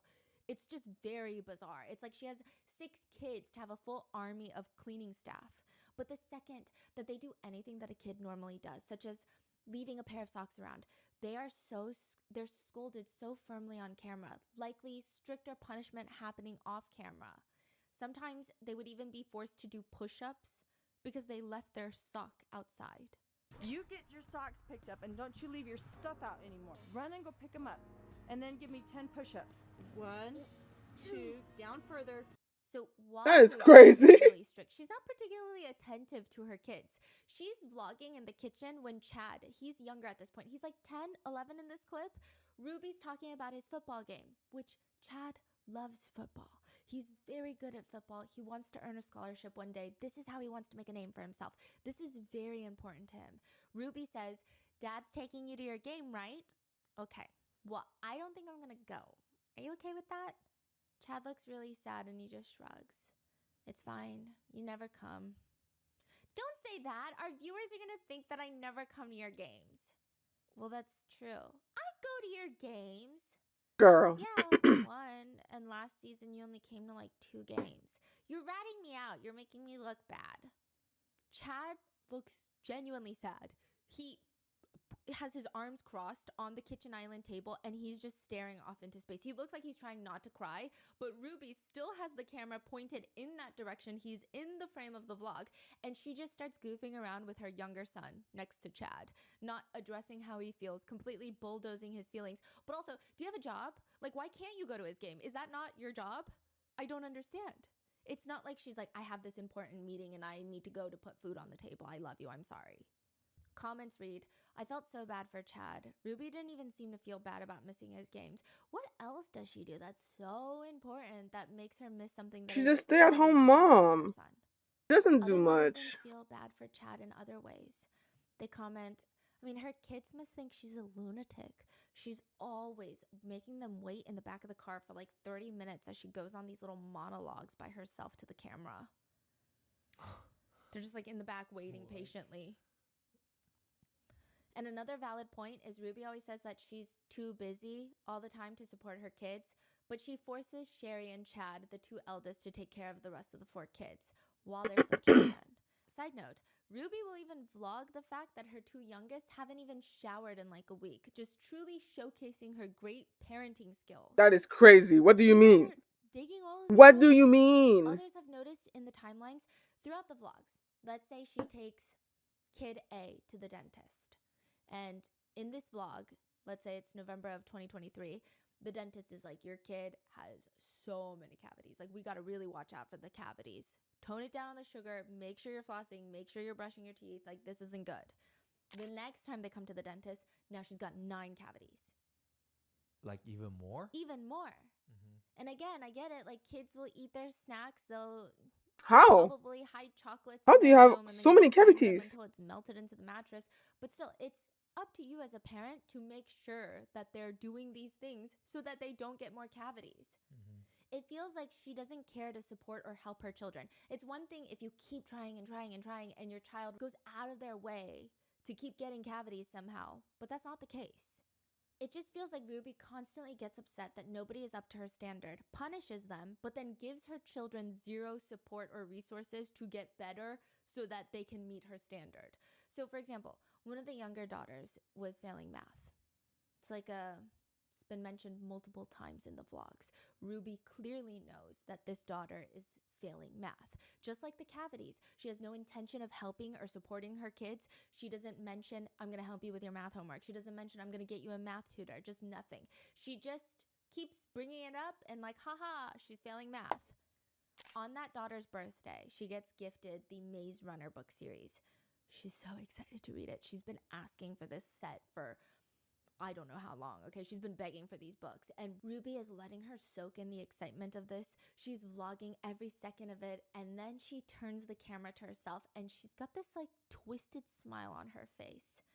I hate to do this to you on your birthday, but your math teacher has been telling us that you've been missing work and that you read all the time. and you have an F in math. Side note, Kevin, the dad, who's also a professor at a local college, he's like in the back of the vlog and he seems shocked that his daughter is failing at math. Like, how do you not know what's going on in your kids' lives? Really? Yeah, he's like, what?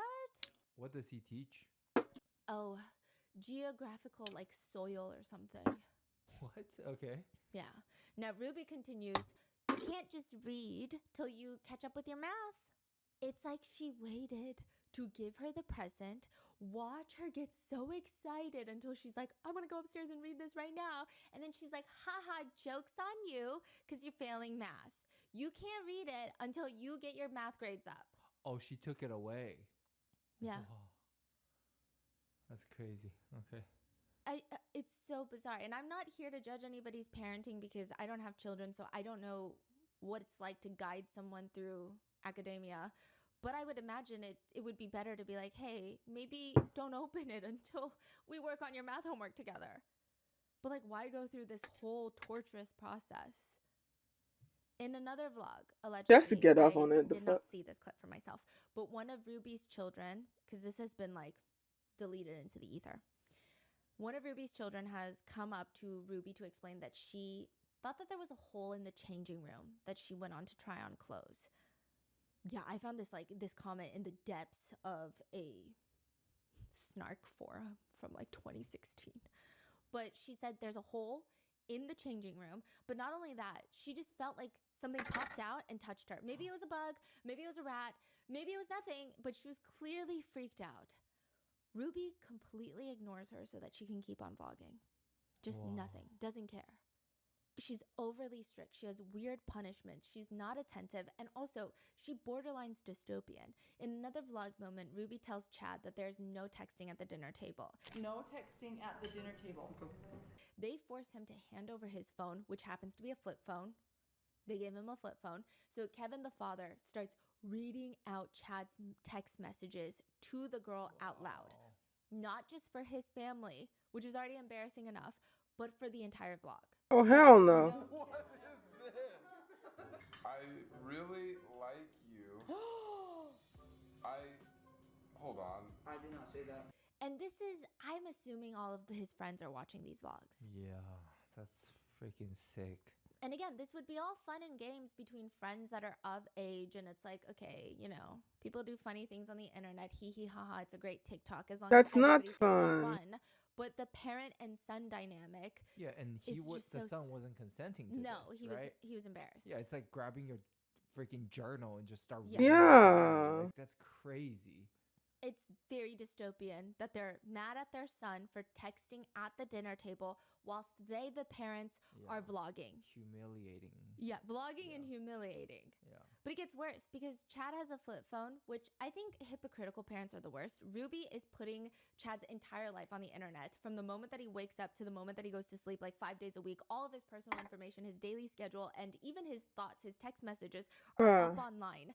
Technology and the internet are so integrated into Ruby and consequentially Chad's life, yet he gets a flip phone.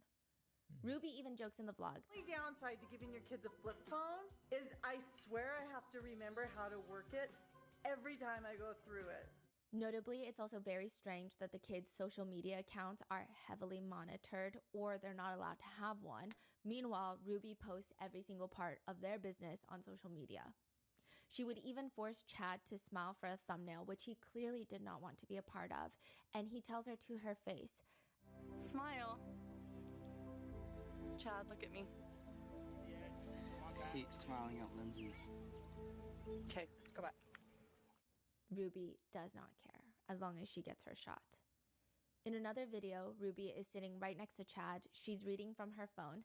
Oh, this next one's really good. I think this was a partnership she's doing. I think it's like connecting parents with teens. What? She says, the next one is really good. It says, do you think your teen's mental health is more important than school and grades? She turns to Chad and Chad looks like he would rather be on the surface of Mars. He looks very disinterested, maybe also guarded because he probably knows whatever she's going to say next is going to be really hurtful. He just shrugs. And then she blows up. Chad, are you willing to help me out or not? You seem really distant. Ruby, perhaps a moment of self-reflection and just asking yourself the simple question of why am I treating my kids terribly? And maybe you wouldn't have to waste so much breath wondering and asking, why do my kids seem distant? Why won't they vlog with me? Fee, fi, fo, fum. Like, I don't understand. Get it together. Chad would later say, I purposely said the wrong lines. I purposely tried to make my mom as pissed as she possibly could be. I made things hard for her. I don't really know why. One of the more egregious clips, though, is from when Chad's friend's father, tragically self-exits. And I'm sure the news shocked the entire community, and Chad is just not doing well.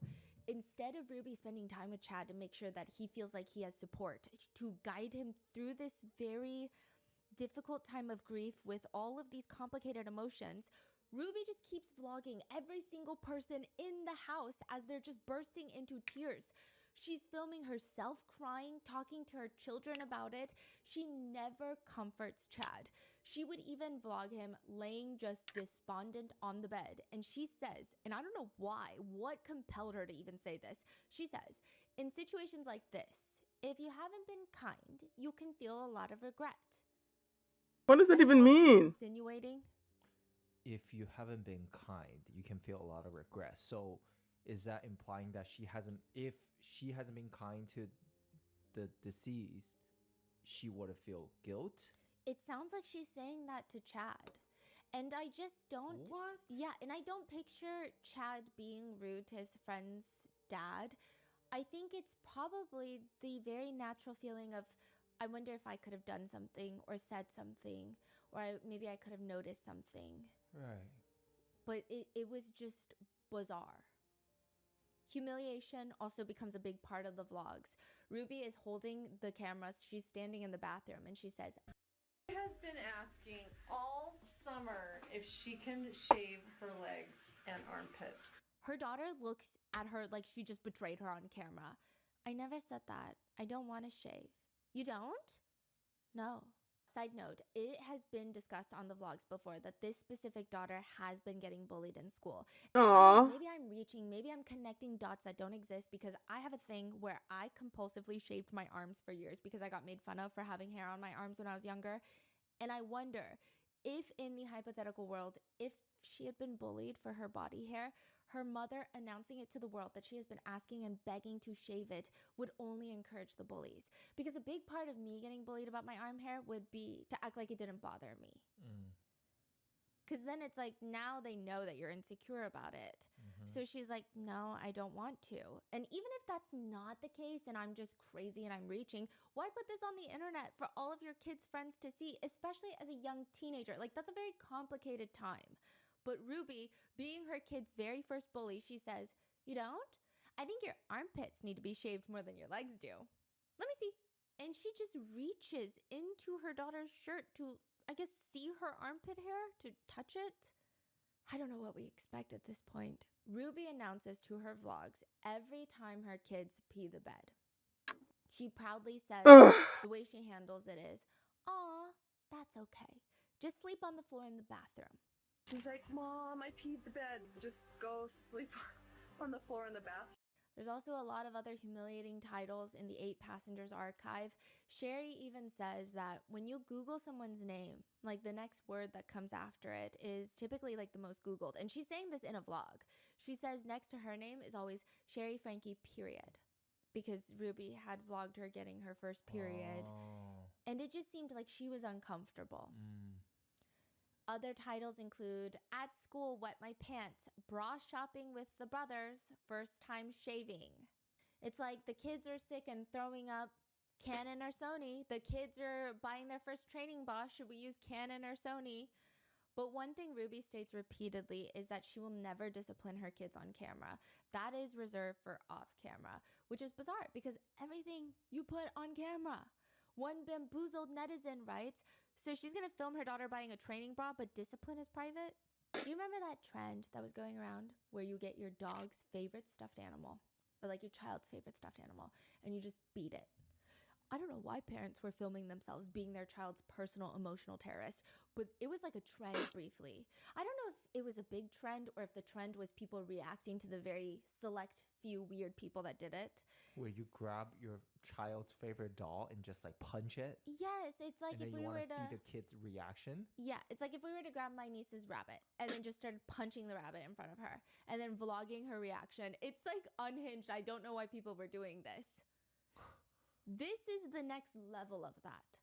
Ruby's youngest daughter is going through her scissor phase. My nieces are currently going through their scissor phase. They're told at school, you got to learn how to use safety scissors to cut shapes with scissors. You could be in the same room doing arts and crafts with them. You drop your piece of paper, you bend, pick it down, they've cut off half your hair. It's just a thing. They're safety scissors. They don't get harmed. It's not dangerous. I mean, don't leave them with it unsupervised. But again, scissor phase, very real, very normal. Ruby's youngest daughter has taken scissors and cut a few things in the house that she probably wasn't supposed to cut. Ruby decides, instead of being like, wow, why did I leave those scissors out? That could have been dangerous. Good thing she cut that rather than harming herself accidentally, even though they're safety scissors. Ruby decides, no, the best course of action to take here is to grab the camera in one hand and shove it in this little girl's face, take her beloved stuffed cat on the other hand, hold it by the neck, and threaten her own daughter. One more thing in my house. I'm going to take the scissors, look at me, and I'm going to cut its head off. Grandma will be so mad. So what are you going to do? Not real cat, right? No, her Okay. stuffed animal. But like, Yeah. Trauma. when yeah. they're this young, Yeah. that's like a real person in there. Mhm. Their stuffed animals are like a good source of comfort. I mean, Yeah. Bruh. it's like their best friend. The girl looks genuinely stressed out. She looks like she's watching a hostage video because she is. She's 4 years old. This is her best friend. And her sweet, loving, caring, family-friendly mother just threatened to decapitate it. In another since taken down vlog from 2016, there's a clip where they're all packing to go somewhere. Ruby asks one of her young daughters what she packed in her bag, and the young daughter starts crying and getting nervous because she's scared that Ruby's not going to let her take her comfort stuffy. Netizens are commenting, growing up with a narcissistic dad, I used to cry every time I was nervous around him, even if it was for nothing. I can feel the little girl's anxiety. It makes me wonder if Ruby has an explosive temper behind closed doors or something. To make matters worse, netizens point out that Ruby looks surprised and confused that this is her daughter's favorite stuffy, which is so strange. It leaves netizens to question, does she not know her kids? Does she not tuck them in at night? That doesn't even make sense. In another clip, one of the kids finally confesses that she spilled something in her backpack, and therefore she ruined her backpack. It's unsalvageable. Which, the fact that you have to confess something like that to your parents is odd. The way that she's holding her backpack while Ruby is vlogging her, she looks terrified. Her face is blurred for her privacy, but she keeps blinking and scrunching her nose, and those seem like very intense, anxious coping mechanisms for high anxiety. While her daughter is clearly in distress, Ruby says, Poor baby. The camera's rolling, so I can't get that mad. It helps keep me under control. Oh my god, girl, this is an accident. What the real fuck? fake sympathetic voice. Oh, honey, don't cry. Oh, honey, I'm not mad at you. I feel bad for you. To which the comments now read, imagine a backpack feeling like it's the end of the world. This is so sad. It's not even a big deal. A simple accident and she's terrified of her own mother. Another one reads, her nervous tics are heartbreaking. One of the most damning clips of Ruby, though, is of her in the car vlogging. She's wearing a bright yellow beanie. This is probably worse than the Chad Bed saga, or it's like right up there. So all these other ones are coming out, and I think that people are making videos on them, but unless you're really in the Franke world, I don't know if they would have hit as many people of like, did you see what's going on? Because this is alarming. Ruby is wearing a bright yellow beanie. She holds up her phone. I just got a text message from youngest daughter's teacher, and she said that she did not pack a lunch today. And can I bring over a lunch to the school? This happens quite often when you're raising children, because I know that her teacher is uncomfortable with her being hungry and not having a lunch. And it would ease her discomfort if I came to the school with a lunch. But I responded and I just said, Was responsible for making her lunches in the morning, and she actually told me she did pack a lunch. So the natural outcome is she's just going to need to be hungry.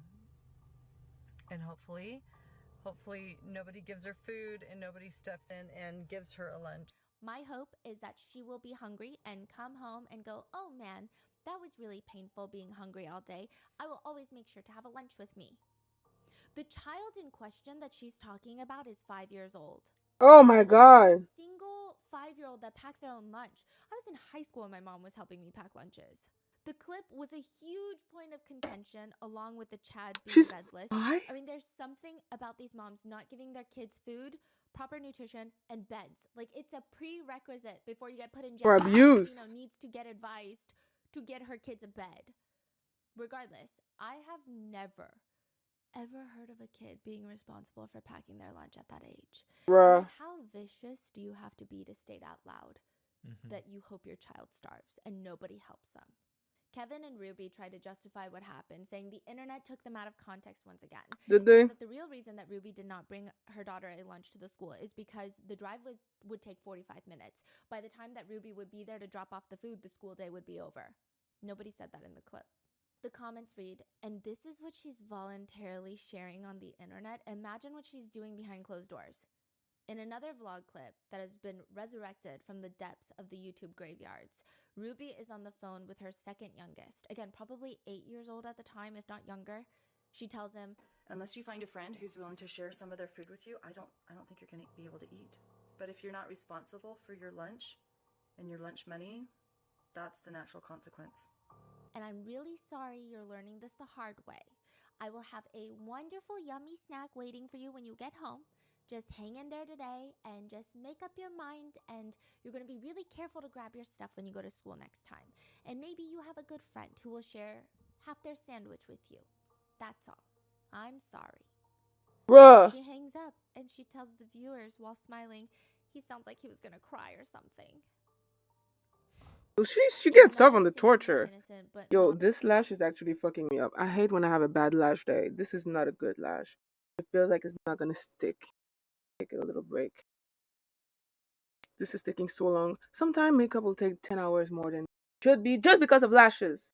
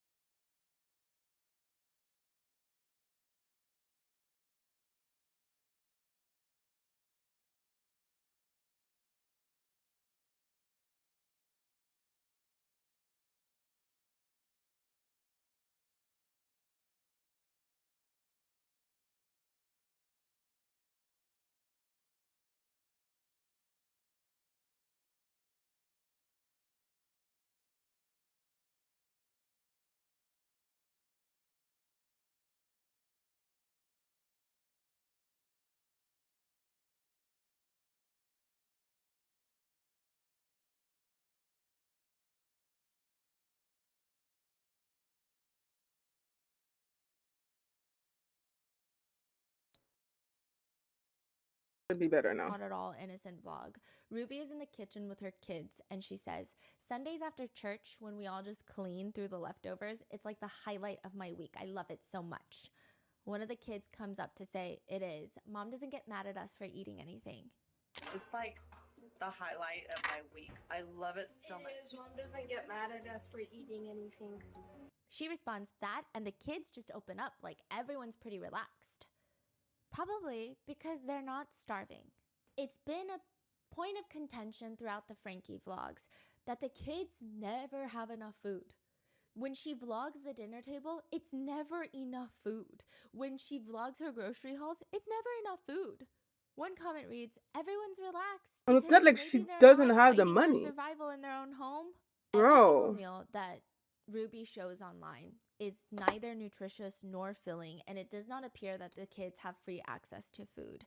The Frankes, even before all of this, the whole scandal, they had multiple instances where their own viewers were just up in arms about the fact that they kind of starved their kids. Ruby would vlog what's for dinner, or she would do the grocery hauls, and there's no produce, no fruit, no meat. Anything of nutritional value in the hauls is just absent. Most of it is carb-filled junk. Yet Ruby is very unhappy. She complains the entire time at how expensive each trip to the grocery store has been, which most people agree. Groceries are expensive, but she's rich. Choosing these carb-heavy, easily prepared meals that are probably selling at a premium. At this point, a lot of netizens are saying, honestly, produce might be cheaper. So why are you not getting it? One comment reads, I am a bit stunned. In Ruby's video about their food supply, she doesn't seem to feed the kids any vegetables. Maybe tomatoes in the spaghetti sauce, but she seems to feed the kids carbs all day, every day. I was a bit surprised that vegetables were not seemingly a priority for the kids. Another netizen agrees. She feeds the kids crap, all carbs, stuff to fill the belly but not provide much nutrition, very light on the meat, and almost no fruits and veg. Or another comment reads, stop moaning about buying food for your family when you're basically making money off the backs of your kids. Her grocery hauls are pretty terrible. No vegetables, maybe a small bowl of fruit, little meat, and a whole heap of snacks. She definitely carb loads her meals with very little nutrition. All I see are tacos, like frozen tacos, bread rolls, cookies. Everything is beige and cheap. Even Ruby admits herself that she does not eat enough. She says, it's really painful to up my food budget, but I think it's necessary because I have to eat more. I'm gonna eat more. I want to eat more. I don't really like being hungry. It's just very She's not poor. I don't get it. Unrelenting grip on wanting to control the food, the budget. She wants to be perceived as the perfect mom, but she cannot hide the fact that she's not. There's this Korean song called, like Oma said she doesn't like black bean noodles.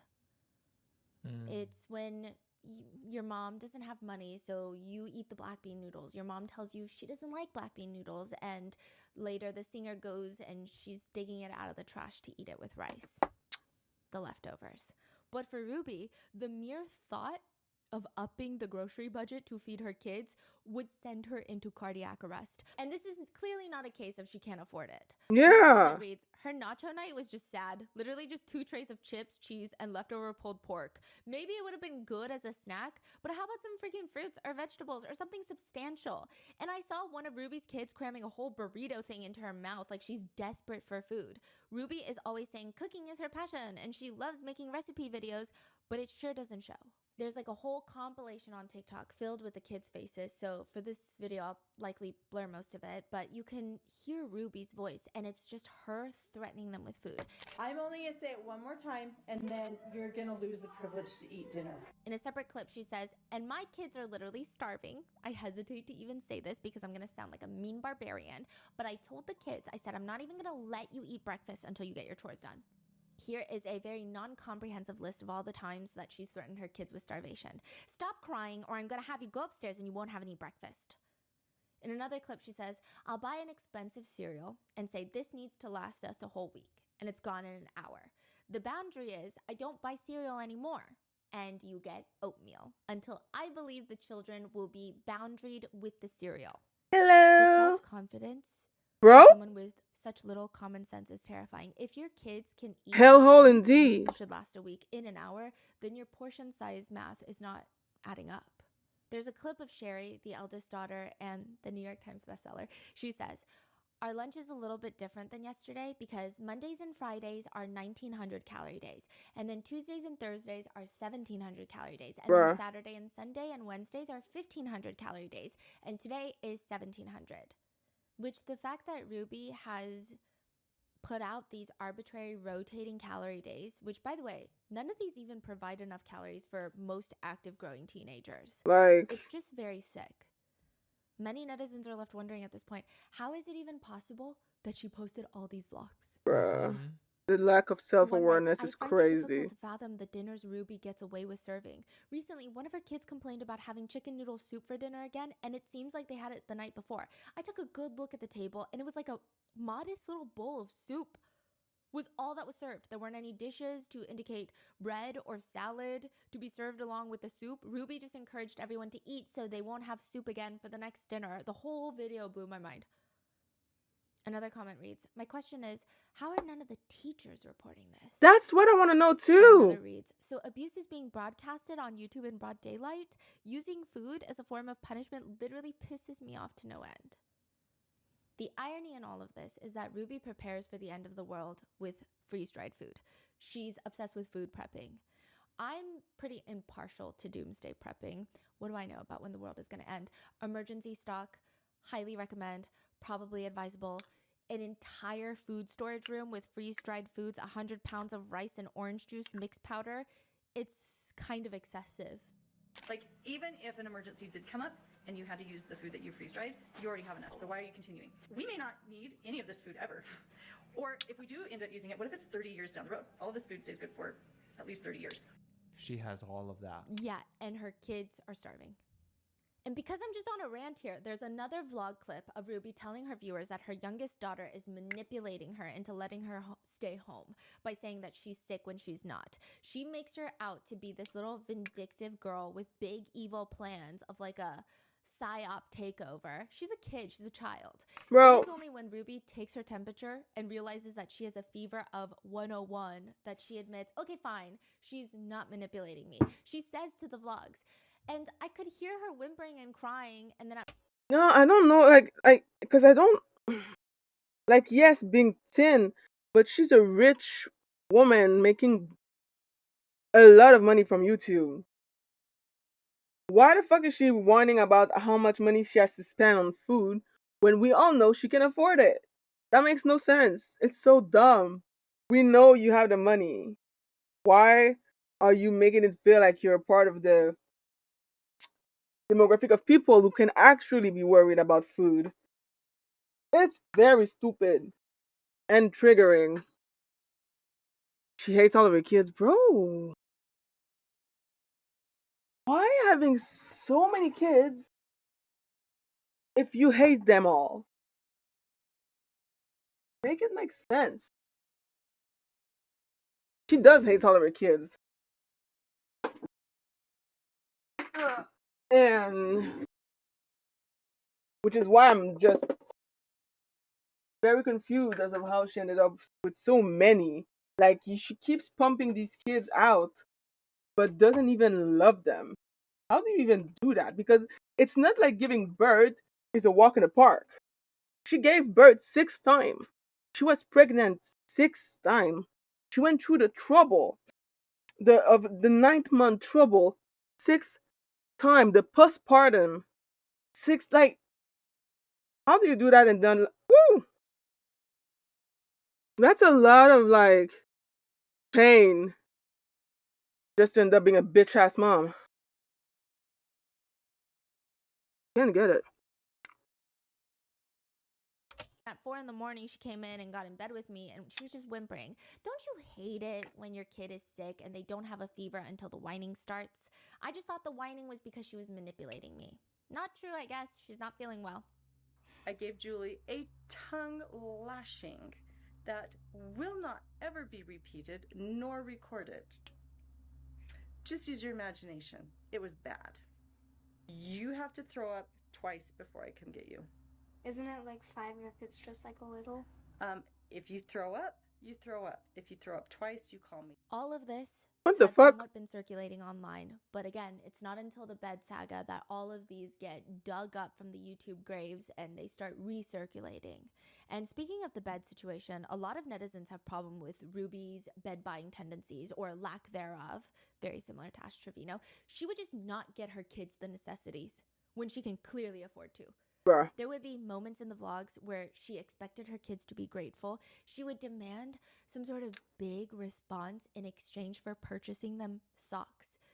Not like new fancy socks that all the kids are wearing that they really don't need, but like their current socks all have holes in them. Other netizens back in 2016 even felt it was odd that in the videos, the kids would be gifted on their birthdays things like bedding. Yeah, I'm probably gonna read it. Sheets that they desperately need. Not like, ooh, this is the new anthropology sheet that I need. They don't have sheets. Birthday present? Sheets. Some people were commenting, I noticed everyone seemed to be overly excited about getting pillows, which I found was odd. Another comment reads, I think parents are supposed to provide you with a bed, sheets, pillows, etc., independent of your birthday. Same goes for socks? Question mark. Question Another mark comment indeed. reads, the birthday presents were the last straw for me. Passing off a bed that one of her kids needed as a birthday gift is disgusting. You provide your children with a bed and bedding, period. That's not a gift. The kids were also never seen having enough clothes. They would have about 5 total outfits each. And the problem is that Ruby was obsessed with very distinct articles of clothing. So it's not like she would get a simple white shirt for her kids that you could wear maybe 3 times a week and everybody at school thinks, oh, maybe you have 5 white shirts. Mm-hmm. They're like very distinct. And they would be wearing the same outfit 3-4 times a week. Which this is so bad for these kids. They're probably getting bullied. A lot of kids get bullied for stuff like that. Bro. One comment reads, Ruby is constantly having to wash clothes, seeing as all their kids only have about 4 full outfits. And because she's continuously washing them, they start looking like just threads on the kids' bodies. Someone agrees, writing, Ruby complains so much about the kids wearing down their clothes, and in the same breath, she mentions how they only need a few outfits. What's going on? And when the kids would get sick, Ruby, the maternal instinct just coursing through her veins, decides to quarantine the sick kid. So one of the sons was sick. I would say he looks like 5 years old. She doesn't want the other kids to get sick, which I get it, fine, right? She grabs a whole duvet set, pillows, a blanket, and she puts him in the bathroom on the floor. Okay, you know there's a regular bathroom where you have the sink and then you have the shower. Then you open a small little closet door and then you just have the toilet. That's it, just the toilet. She put him right next to the toilet in that tiny little closet room. Bro, oh my god. She filmed that. His whole face is red. Why? No, because... Just quarantine the kid in the toilet. Yes. Wow. Okay. I think like 2-ish years ago, I went through a very rough round of hand, foot, mouth disease, which was passed on by my little niece. Every single nail and toenail fell off. I'm not even kidding. It's a household joke now. But even now, when our 2 nieces are sick, everyone's just trying to make them feel better. They're like bringing them the favorite soups. They sleep with my sister when they're sick because they're not feeling well, and they usually want to cuddle my sister. Ruby makes them sleep in a toilet room. But it's also the way that she's mentally raising them. One comment reads, those poor little girls have motherhood and subsequently being a housewife pushed on them from so early on. Save thinking about children for when you're not children yourselves. It's silly to think about that now. Another comment reads, I rarely comment anywhere anymore, but in their newest video, I was so glad when I heard Ruby say to Sherry, you could be a great teacher or a lawyer or engineer, etc., etc. But then Ruby goes on and says, but most importantly, a good mother. I realize it's important to be a good mom in their culture, their religion, and even would have just been fine to include into the list, like, and a good mom. But most importantly, it is likely that it's because Ruby got married at 18. She had her first baby at 21, and she never really had her own life. And for whatever reason, she wants the same things for her kids. She prides herself in it. In a video, she says, I just want to tell you an experience that I had in English class, that you really can be and do anything you want. I was in an advanced English class, so everyone who was in the class was ambitious. And we had a college prep person talk to us, and we went around the room, and we had to stand up, say our name, and what we wanted to be when we grew up. Let me guess. She And said everyone that housewife. stood up said lawyer, doctor, all these wonderful, ambitious goals. And when it was my turn to stand up, I said I wanted to be a mother. And the lady said, that's okay. And what else do you want to be? And I said, a housewife. I want to stay home. And my teacher said, Ruby, I would like to see you at the end of class. And he let me have it about how I was not being ambitious and how I was going to let my talents go and I was settling. And I think that day marked a time in my life where I said, you know what? Not only am I going to do it and show him who's who, you know, I'm going to be good at it. I'm going to be a mom and a housewife, and I'm going to be a good mom. And this is how good of a mom Ruby is. In a separate interview, she shares a story where she has no sense of self-awareness of how cruel she is. We know that. She shares every little sinister story like it's a cute, wholesome lesson. She says, a year ago, my daughter was saying her prayers. She was 6 years old at the time. She was saying her prayers, and she said the cutest thing. I thought it was so cute, and I started laughing. She said, Dear Heavenly Father, please help me to survive. And I thought it was so cute. And I just thought it was so cute. It took me off guard, and I just kind of giggled a little. Survive what? That's not funny. That's alarming. She's 6. She should be praying for an American Girl doll, not for basic survival. Which Chad already did in the wilderness when he went to Anasazi. He was praying for basic survival. This was, again, before the bed incident. So now people are bringing this up again. When he was 14, he was sent to this wilderness camp. The whole Anasazi saga is a whole thing. The way that Ruby and Kevin are talking about Anasazi, you would think that for every teenager that goes into the Arizona wilderness and breaks down into tears, they get paid $1 million. The way they promote this wilderness camp is pathological.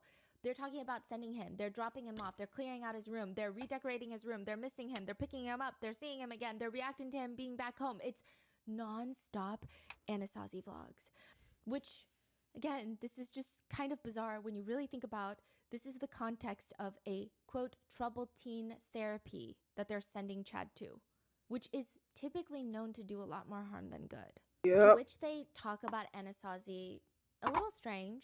Kevin says, now you're probably wondering what the heck we're talking about. Chad today has just entered the Anasazi Foundation Wilderness Therapy Program. He's going to spend the next 8 to 10 weeks living in the desert mountains of Arizona. So you're probably wondering, what did Chad do? Okay, well, we're not even going to entertain that stuff, but it's an accumulation of things over the years. Well before we started YouTubing, or well before we got into social media, and it's reached a point where Chad needs to develop some very basic maturity and skills Night, that he's going to need Ahun. as an adult. Sleep well. We know later that it stemmed from him getting See ya. expelled from school, and this was a recommendation from his new therapist, Jody Hildebrandt. Oh, now we're talking about her. But Ruby says in the vlog, this is like a reset, like a start over, like a do-over, a fresh beginning.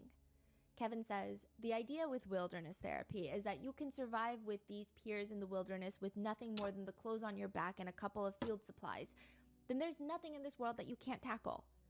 Ruby says, they don't even sleep in tents. They sleep on the bare ground. So if the apocalypse ever comes and the zombies come to get us, we will be very grateful that Chad is trained. He's going to mature out there. He's going to have a lot of growth and a lot of time to think and really decide the quality of person he wants to become. I'm really proud of him. I'm really excited. They said it's like the real wilderness out there. There's snakes, there's bears, there's coyotes, cougars. Like it's the real deal. Kevin butts in. We want Chad to have some of those experiences. I think Close Encounters would be good for him.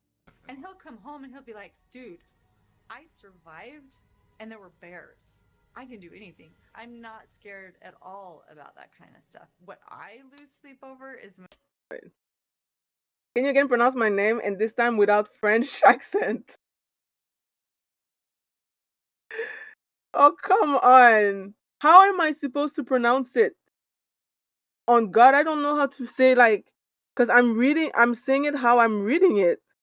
So if there's a better way to say it, like, I don't know what it is. Like, what the fuck? If I, like, go on... How... Okay, Ahun. Whoops. Maybe it's like that. Okay. How to pronounce it. Ahun pronunciation. There you go. Arun in England, Arun in Sumatra. Arun? Is that it? Am I okay? Arun? I don't think this is working.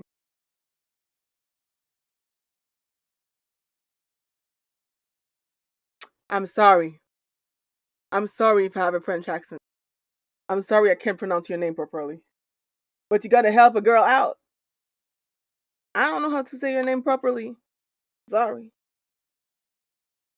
Gonna have to deal with it. Gonna have to take it. Because I'm trying. I'm doing my best. When kids start self-sabotaging their own efforts. Yeah. That's the kind of stuff that really concerns me. She's basically saying, as a mom, I'm not scared about my son confronting a bear in the wilderness. I'm scared of You should. self-sabotage. It's like the most bizarre fear. Kevin says, bottom line, it's going to be a very long time before any of us see Chad. We'll hear from him weekly in the letters to the family. We will. We're excited to see how all of us, not just Chad, but how all of us are impacted and changed by this experience. The thing with Ruby is that she's a yapper. She's so good at talking in a way that makes it seem like she's an amazing mom, or at the very least, she's a mom trying her best. She says, Chad's on the trail, but at home, we're also going to be on a trail. We're going to be walking alongside him, and we're going to be making commitments for us to change and for us to try and become better parents for Chad and for our other kids. We've always believed in being honest with you guys. We're not into playing with your emotions because I know you guys are really invested in our family, and I feel a responsibility to be upfront with you and honest. You know, there are things that happen in your family that other people don't know about, and it's the same with our family. There are things that happen in our family, and you don't know about it. So just trust us that we're doing what's best. When Chad gets back, Ruby makes Anasazi the only thing that he can talk about. She forces Chad to talk over and over about his experiences, which it doesn't appear like he had a great experience. Even if he did, I'm sure it's still a sore spot that your parents just send you to fend for yourself for months. I would feel abandoned. They not only sent him, but they paid over $10,000 to send him. What? Yeah. The estimates, it seems like they probably paid around like $15,000, but it could go up to like $40,000. Some parents take out loans to send their kids to these To crazy be abused. camps. That's crazy. Wow. How about like some vegetables? Yeah. Some pillows. Yeah. Some bedding. And like maybe try talking to your kid. Yeah. The worst part is when Chad gets back, Ruby has this whole vlog dedicated to surprising him with his room and trying to make it homey. She covers the entire room in Anasazi memorabilia. It's like a gift shop for the therapy program. I don't know why Ruby was adamant on that. One comment reads, I find it disturbing how focused Ruby was on filling Chad's room with Anasazi reminders, when for all she knows, it could have been a really traumatic negative experience for him. He could have been so excited to come back to his home and have a proper bed, only to discover that his room has been turned into a mini Anasazi and constantly reminds him of it. It just feels like another way for her to control and brainwash him, rather than a mother who cares about her son's interests. Also, the fact that he gained 10 pounds while on this rigorous How did he program do that? was rubbing netizens rightfully the wrong way. He also states that when he got back, he had no clothes because, quote, when I went to Anasazi, mom got mad and threw some of my clothes on the floor, and then she just donated them all. Bruh. Since then, unseen footage of Ruby filming vlogs has come out. So it seems, like I said, the family has given over 1,000 hours of unseen footage to the documentary makers. And there's some pretty terrifying stuff in the unedited. I'm just kidding. Actually, it's a language problem. In English, they are not even same sound. Like there is no N in ahon in my language, but I have to write it. Oh, there's no N. It's like you don't pronounce. It's like a silent letter. So it would be like Aru. Oh, dang. I see. Interesting. Good to know. Footage. In one video, she's sitting at the bottom of her bed and she has the aura of a kindergarten teacher that I would not trust my hypothetical children around. Polite, but she seems incredibly unempathetic. There are about 53 Saturdays in a year. She lifts up a glass mason jar filled with marbles, This jar is holding 100 marbles. Listen, I do struggle with spatial awareness, but it does look like 53 Saturdays and 53 marbles, but maybe it's 100. She repeats, this jar is holding 100 marbles. Okay, so the last tip that I have for calendaring is remembering I always ask myself on the weekend, is what I've scheduled. Hey, I'm still recording! Come on! Why am I hearing all this noise? Her husband responds from downstairs. It's 12:30 and we're trying to get ready for church, that's why. You see her turn off the camera, get up, or seemingly get up, and then get back down to turn on, and she's smiling again. I am a busy mom with 6 children, and I'm always on the go. In another vlog, this is obviously something she cuts out. She's in the kitchen talking about something when she just flips a switch. Hold on, what was that look for? She's talking to one of her kids. One of her kids says, sorry, I just got nervous. Don't give me a weird look, just be yourself. Right. That is myself. Well, then change it. Just be yourself. That is myself. Well, then change it. In another clip, likely to show off how happy and picture perfect Ruby is and how she is an admirable mom for, at least on camera, fulfilling her legal duties of taking care of her kids, just doing the bare minimum on camera, not even behind the scenes, but on camera. She wants all the kids to sit on the couch for a vlog, and I guess a few of them are not cooperating because they're children, and she screams at the husband, sit her down on the flipping couch! This has been going on for years nonstop. In another clip, Ruby is setting up the Christmas tree and Chad is helping her. He looks pretty miserable, but it's not like Ruby is actively trying to have a good time and bond with her son. She just blows up out of nowhere. Chad, I asked you to give me a night where it's enjoyable to be with you. Chad, take that look off your face and just be happy to be with us. Right. But I'm not. Okay, you know what then? And then the camera turns off. Chad would later say, there were times that she blew up off camera. She would spank, whip, take the belt out and whip my butt, pull down my pants, whip me. In another unseen vlog clip, Chad is younger in the clip and he's sitting on the couch. Ruby is plopped down right next to him. Chad, it's your turn. Do you know where your name came from? Do you know where your name came from? Grandpa? Of course you know. Chad is nodding because he's like, I just answered, so what? I don't understand. And she says, Grandpa. So tell us who you're named after. This is like a very confusing conversation. I just said Grandpa, then you said, of course you know Grandpa. So now I'm like, why are you asking me again? I'm so confused. He's confused. And he says, Grandpa. And she looks agitated. Which Grandpa? Okay, we're going to try this again. And you're going to be a little more talkative here. I am. I'm talking. I'm answering your questions. She's silent for a moment, and the camera doesn't pick it up too well, but clearly there's someone talking or hanging out in a nearby room. Hey, if I hear one more word, get out! Then you hear Kevin's voice off camera saying, get out and close the door. Ruby is looking at her kids with such disdain and disgust, and she turns to Chad. If I'm going to let you vlog, I don't. And I'm going to spend all my time helping you. You're going to help me too. I don't know what to do. Be excited to tell them where your name came from, even if you have to fake it. Fake being happy, okay? Oh my God. I don't know if I can right now. I don't know why. It's just, okay, well, I'm going to take a break. In another clip, she's sitting in front of the camera. They're perfect for Easter. No, you are not entitled to talk while I'm recording. Sit back up there and be quiet. Go downstairs now, both of you. It's just like... By far, one of the more alarming unedited clips to come out is Ruby is sitting at the dining table, shoving her ring into the camera. I imagine it's a new ring that she got a gift. There is N, but in my native language, my name is known. I don't have N for this letter, but you have to roll your tongue to the upper side and whip the tongue to the outside and what?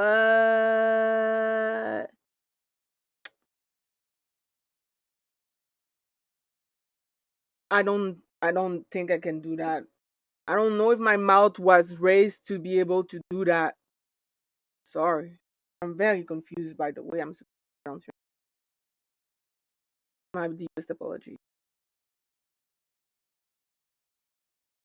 text from Kevin. I don't know. Kevin is holding the camera, and Ruby's little daughter is trying to climb up onto the kitchen table. Maybe she's trying to grab food. Maybe she's trying to grab a snack. Maybe she just wants attention. Or maybe she's just 4. Ruby reaches over, puts one hand on the back of the little girl's neck, the other hand to cover her mouth, but it's also covering her nose because she's 4 and Ruby's an adult. And by the force of grabbing her head, she forces her off the table and just yanks her down. And she tells Kevin, we're going to cut that out. You get down and be quiet. It isn't your turn to talk. Now sit. When you are... I'm gonna cut that out. You get down and you be quiet. This isn't your turn. Now sit. To the 4-year-old? Yeah. And then Kevin just puts 2 fingers up in front of the lens, like, now cut, like scissors. Okay. Cut. Yeah, we're cutting that out. One netizen comment reads, what I hate most about this is the smiles and laughter and bonding in the vlogs. I hate it because it's manufactured, manipulated, and Pretty fake. much. These kids were miserable. And I hate that I found myself wanting to smile at the family's interactions at certain points because they seemed like a normal, albeit strict household. That's the guise of evil this woman gave to everyone. She smiled and laughed while the kids were suffering, and we didn't even know it until it was too late. So while all Hey, of this new no. footage is being drawn No. up, Chad says Don't do that. he remembers that they Come got on this now. very expensive attorney and PR person involved, and they suggested to Ruby that she apologize for all of these instances. Kevin says Ruby's response to that was, over my dead body. I'm not sorry. I'm saving my family. We're going to show the world what real parenting looks like. We're going to show the world what it's like to make impossibly tough decisions because you love your child. Wow. Right. She said apologize over my dead body. Yeah.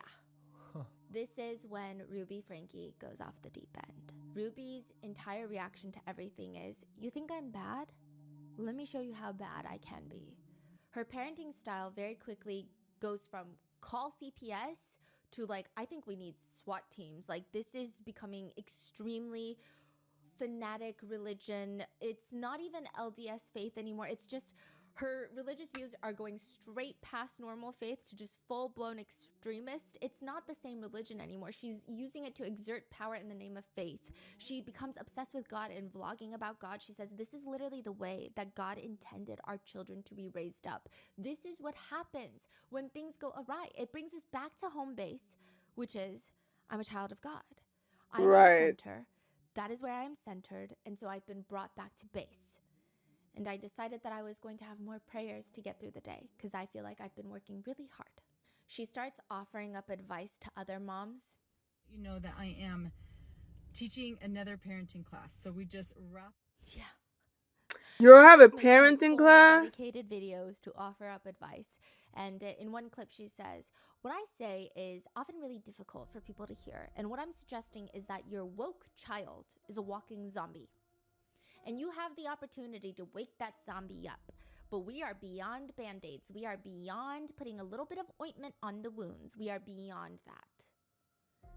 The title of the advice video is aggressively titled, Your Woke Child is a Walking Zombie. I think it perplexed a lot of netizens because it seemed like in the beginning there was some traction of like, let's call CPS. She's reacting negatively to this, so maybe CPS is on her. Maybe they're calling her. Maybe they're visiting her home, which they did briefly. But then now with this sudden shift, netizens feel more alarmed. They're commenting, she's giving culty vibes. Gonna see Ruby on a true crime podcast. Wow, Ruby has completely gone off the rails. How has it come to this? What is this? You've gone off the deep end, Ruby. What is happening? I feel sick. Those poor kids. Who would ever take advice from this controlling woman? And people start freaking out. Neighbors also notice that there were changes in the kids. They say around this point, the kids had been pretty bubbly up until this, but now they were very withdrawn and very seldomly seen out of the house. It almost seemed like there was no joy. One neighbor says, we don't know what was wrong, but there was something wrong. And then Ruby Franke and Charlie D'Amelio clash. Charlie D'Amelio? Not directly, but their whole worlds kind of clash. Ruby is vlogging in the car and she looks very distraught. She explains that at the middle school where her daughter goes, the school organized this flash mob dance where the students would learn and perform a TikTok dance. Ruby says she thought, TikTok dance? Well, what are the dance moves? well, what songs are in this? She says her daughter told her one of the songs, and she says, quote, and I looked it up. I looked up at the lyrics, and it was straight up hardcore. It is straight up hardcore. Straight up. I was reading the lyrics quietly to myself as I was scrolling. It's all lustful. It's all suggestive. It's all seductive. It's all perverse. Nobody wants to look out for these kids. The teacher is being Are very they selfish dancing to because she what? wants to be hip, up to date, cool, doing TikToks, entertaining the school. She wants to be liked by these teens that are 12 and 13. Oh. So I'm going to go into that school. I don't have an appointment, but I will sit in the office until I am seen. She vlogs about how she spoke with the assistant principal, and they told her that they will relay the message to the principal and that maybe she can come in tomorrow to speak. It's hard to gauge at this point without knowing what song she's so incensed over. But knowing what we know so far, I'm not very inclined to ever take her side on anything. The next vlog opens with her storming out of the school. She's spontaneously bursting into tears like an angry toddler that's not getting her. I am so upset. I'm so angry I could scream. I'm so angry I could scream. She gets into the car and she's like sniffling, sobbing. It's an inappropriately strong reaction. We sat down and I said, I have concerns about the TikTok dances. I said, my problem is the choice of songs. And she said, well, all the songs were approved by me. And I said, okay, so you approved this song that has all these lyrics in it? She says, well, we're not singing and we're not dancing to those lyrics. It's just a portion of the song. She mentioned how the principal was talking about a grocery chain that recently used it in one of their commercials, like a big, imagine Ralph's or Kroger. Like you would think that it's family friendly then, you know, and obviously netizens were able to figure out what song had Ruby in tears, so distraught.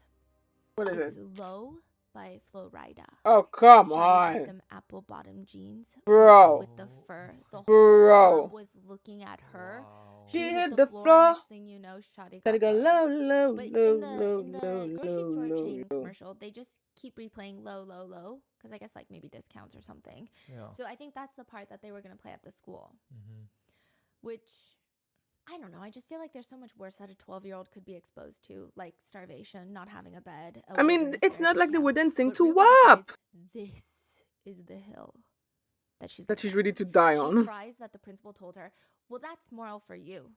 And it's not going to be moral for other parents, you know? And I said, it's what's moral according to God.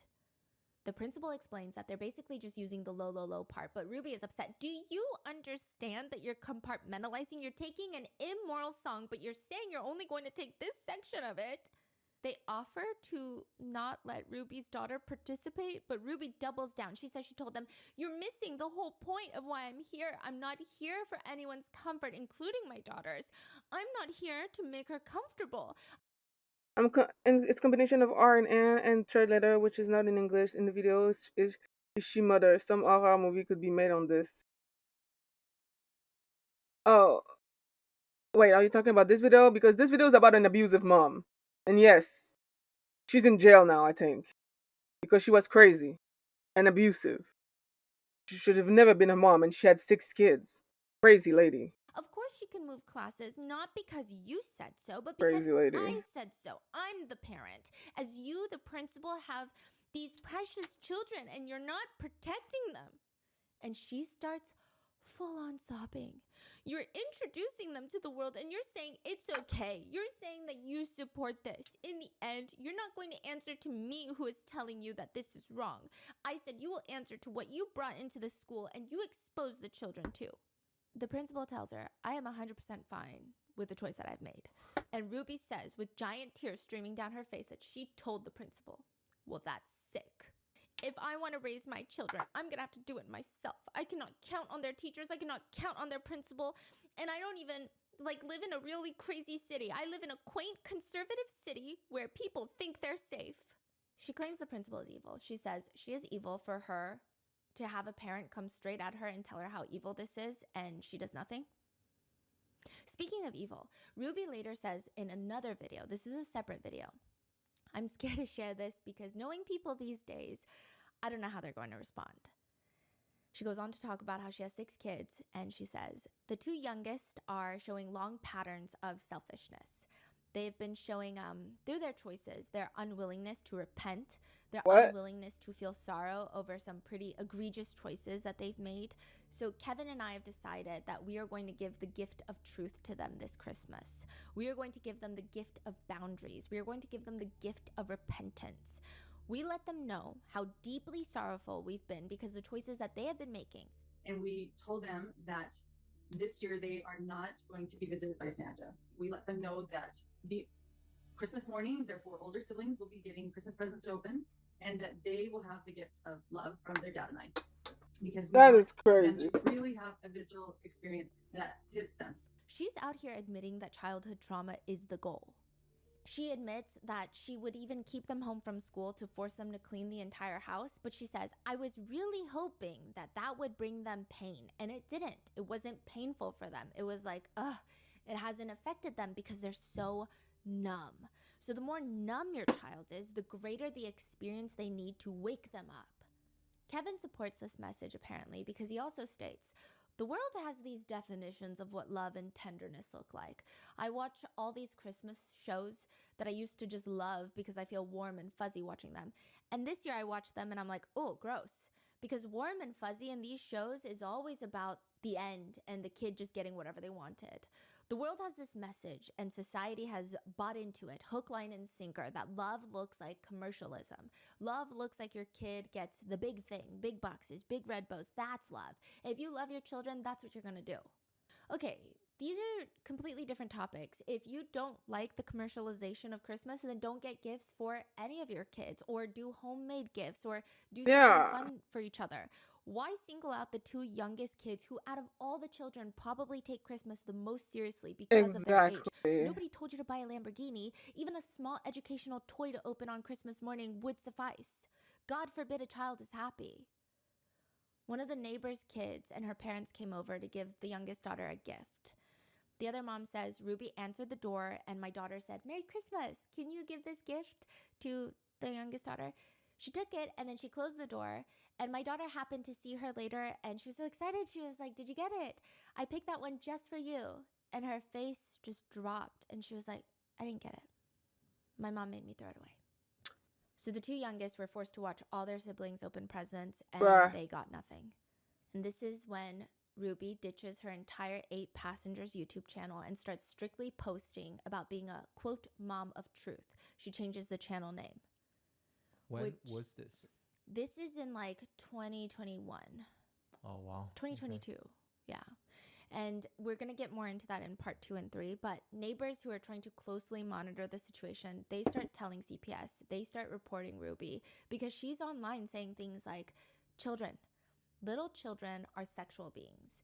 And when a child goes into their room and they do order where there was once chaos, they put their toys away and they pull their bed tight, fluff up their pillow, and they organize all their stuffed animals and dolls, they put order to it. And then they step back and they feel really good about it. That is an act of being sexual. What the fuck? Sexual beings. And how many of your children have done this where they take all of their animals and order them? They put order to it. And then they step back and they feel really good about it. That's an act of being sexual. Exactly. What is happening? Yeah, to which someone comments, so that's called organizing? Hope that helps. I would say maybe that's why I'm not sexual enough, I guess. But one CPS worker I don't clean my room. Did you see any signs of physical abuse on the kids? My room is so disorganized.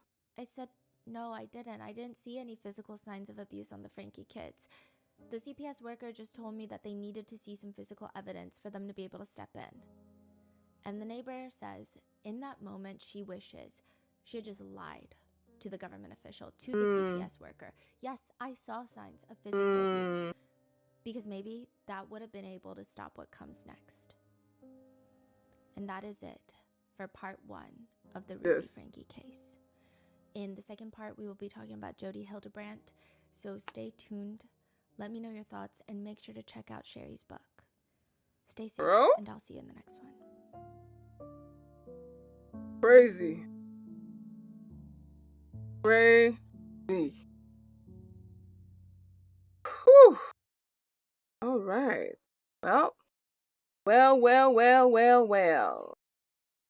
I guess I'm gonna watch the other video another day. But